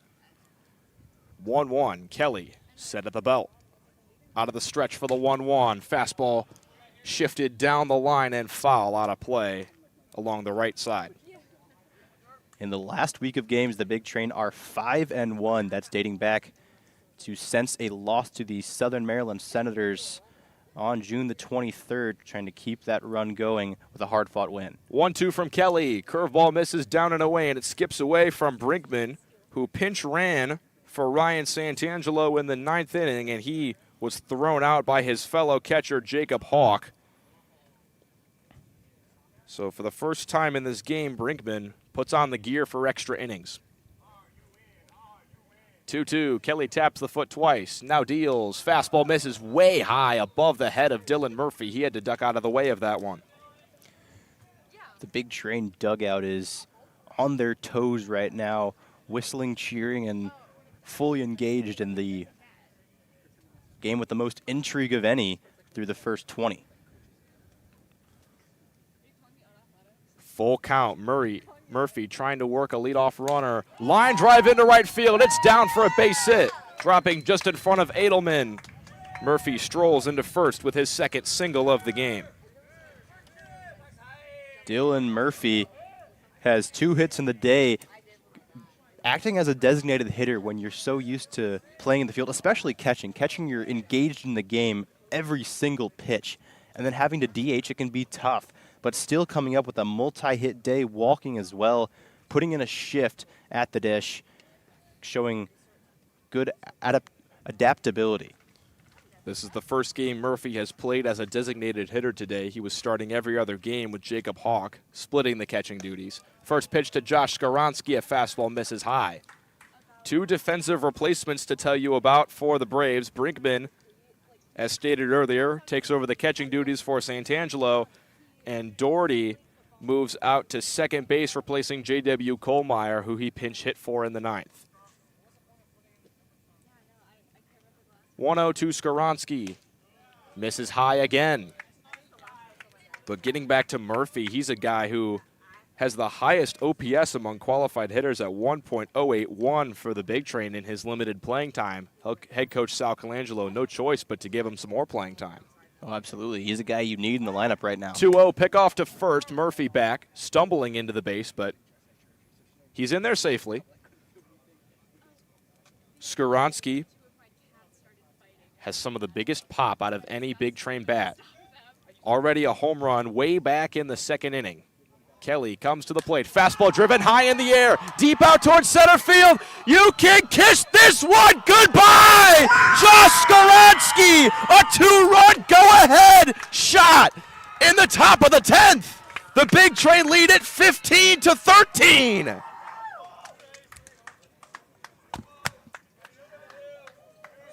Josh Skoronsky just runs into that one, a no-doubter to center field. Gets a pitch up in the zone, unleashes that venomous swing of his from the left side, and a high, arcing, beautiful home run to give the Big Train a 2-run lead. No doubt about that one. 360 feet to dead center. This might be a small park, but the only park that's not out of is Yosemite. So here is Brett Ott, who also is red hot today. 4 singles, has come around to score 4 times, and has also been hit by a pitch.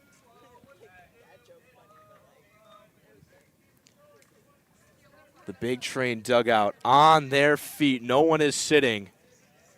They are loving what the Winthrop Eagle, Josh Garansky, just did.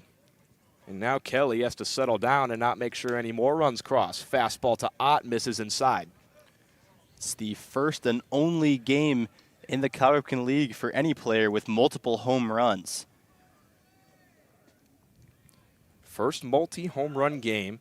He now moves into a tie for the league lead with his teammate Logan Panett, 3 home runs. Ott takes high for ball 2.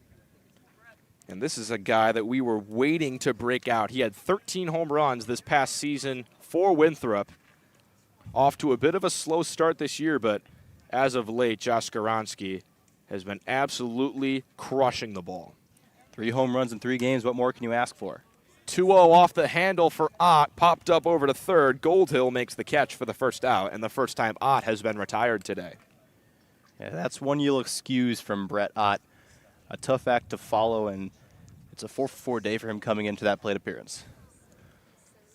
Now Panett will step in. 2 doubles today. 4 RBIs as well. A strong day for him. Nobody on. 1 out. Top half of the 10th. The Big Train lead the Metro SoCo Braves 15-13. Tyler Kelly kicks and fires. Fastball hit high in the air. Out towards straightaway right. Edelman settles under it, and he makes the catch for the second out. You want to be able to add here if you're the Big Train. 2-run lead is excellent. Better than the 1-run lead. Certainly better than a still tied game. But everything that you can continue tacking on is crucial in a game where the Braves have hit the ball very well of everybody not named Owen Stewart.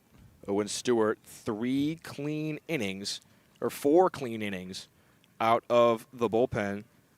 Got to wonder if he takes over duties in the 10th. First pitch to Jacob Hawk, misses high and in out of the right arm of Tyler Kelly. He had been up and walking around the dugout for each of his last 4, signaling to me at least that he was ready to go back in. He's sitting now, and James Gladden is throwing with fervor out in the pen. 1-0 from Kelly. Hawk takes a down and away slider for a strike. That one clipping the lower outside corner. But Stewart has thrown a magnificent game, the 6th through the 10th. He's been spectacular, but got to wonder if the reliever's running out of bullets to throw. 1-1 from Kelly. Fastball just below the knees to Hawk. 2-1 the count. Hawk ended the bottom half of the 9th with a beautiful throw down to second to retire Charlie Brinkman, trying to steal a base and get into scoring position. 2-1, 2 out. Tyler Kelly looking to escape the inning with no more runs. Hawk swings and misses at a slider beneath the zone. And Kelly 1 strike away from doing so. Kelly able to zone back in after the home run, trying to hold things right where they are. 2-2, 2 out, 2-run lead for the Big Train. Kelly kicks and fires. Curveball misses low and bounces in front of the plate. The count is now full on Jacob Hawk. Hawk, a home run in this one, but has also struck out twice.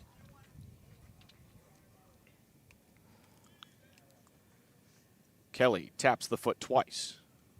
Out of the stretch for the payoff. Swing and a miss by Hawk. He's down on strikes for the 3rd time today, but the damage has been done. A 2-run homer off the bat of Josh Garansky. And we'll see who comes out for the save. It's James Gladden moving around to the bullpen. He has a 2-run lead to protect.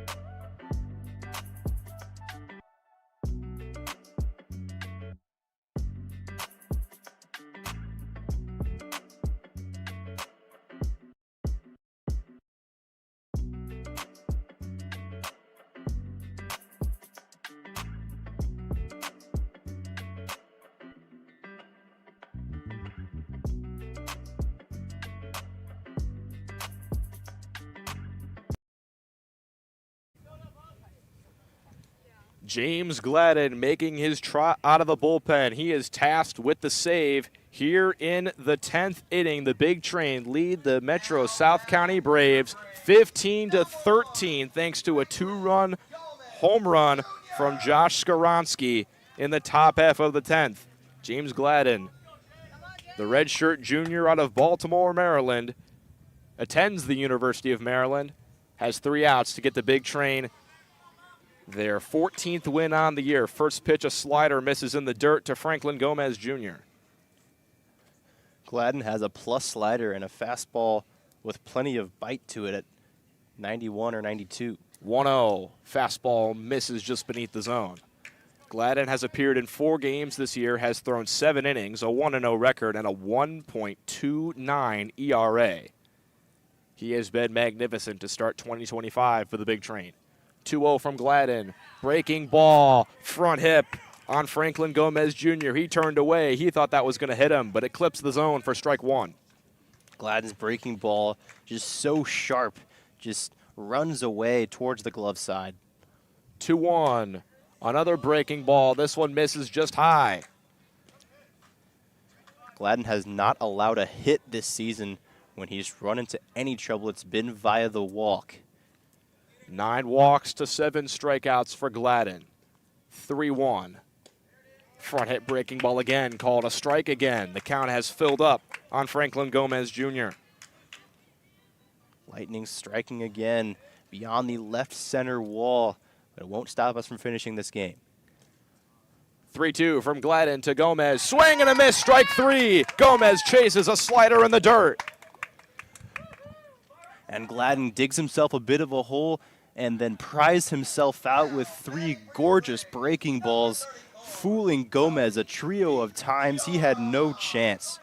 And Gomez is one of the toughest customers in this Braves lineup. Now the cleanup man, Tony DeShara, steps in. 15-13, the lead for the Big Train. They're 2 outs away from getting the win. This ball popped up in the air, shallow right. Coming in is Skoronsky, and he makes the catch. 1 out away, the Big Train are from their 14th win in game number 20. And this has a chance to be the signature win of the first half of the Big Train season. They won pretty yesterday, but today they might be able to prove that they can win ugly. 2 outs in the bottom half of the 10th, and it's up to Charlie Magulik to try to extend this game. The lefty works against the righty, James Gladden. Kick in the first pitch. Fastball right down Broadway for strike 1. Gladden set. Taps the foot. Takes a deep breath. Now fires the 0-1. Another fastball. Magulik waves at it for strike 2. Gladden pretty typically has the slider working, but if he gets the fastball going on you, he's nearly unhittable. Now 1 strike away from closing out this game. 0-2 to Charlie Magulik. Curveball just taken outside by Magulik. That's a take right there. 0-2. I don't know how he laid off that one. 1-2. Gladden working quickly. Comes set. Out of the stretch. 1-2. Another outside breaking ball that Magulik spits at.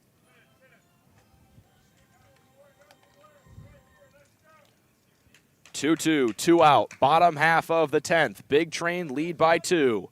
15-13. Gladden comes set, looking for the save. 2-2 offering. Swing and a miss, strike 3. Gladden slams the door for his first save, and the Big Train win this one 15-13. A wild one in South County goes the way of the back-to-back champs. My goodness, what a performance by the Big Train. You can sound that whistle, blow that horn. What a game.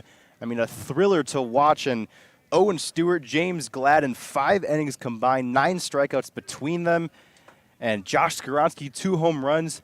You can pick just about anybody in this lineup or who pitched today, and you can find a hero moment. It's Owen Stewart who's credited with the win. It's James Gladden who's credited with the save. It's Tyler Kelly who's credited with the loss. The final line in this one, the Big Train, 15 runs on 19 hits, 3 errors. The South County Braves 13 runs on 12 hits and 2 errors. This has been by far the most entertaining game of the year for the Big Train, and they win it in 10, 15-13. Jackson, any final words? This is the type of game that makes you excited to come back to the ballpark tomorrow. What a fun one to watch. And fantastic the Big Train able to come out here with the win. For Jackson Corcoran, for myself, Quincy Bell, for our producer, Gibson Hurt, who always does a great job, and for everyone who helps make this show run, my name is Quincy Bell. Thank you for watching. Enjoy the rest of your night. Take care of yourselves and each other.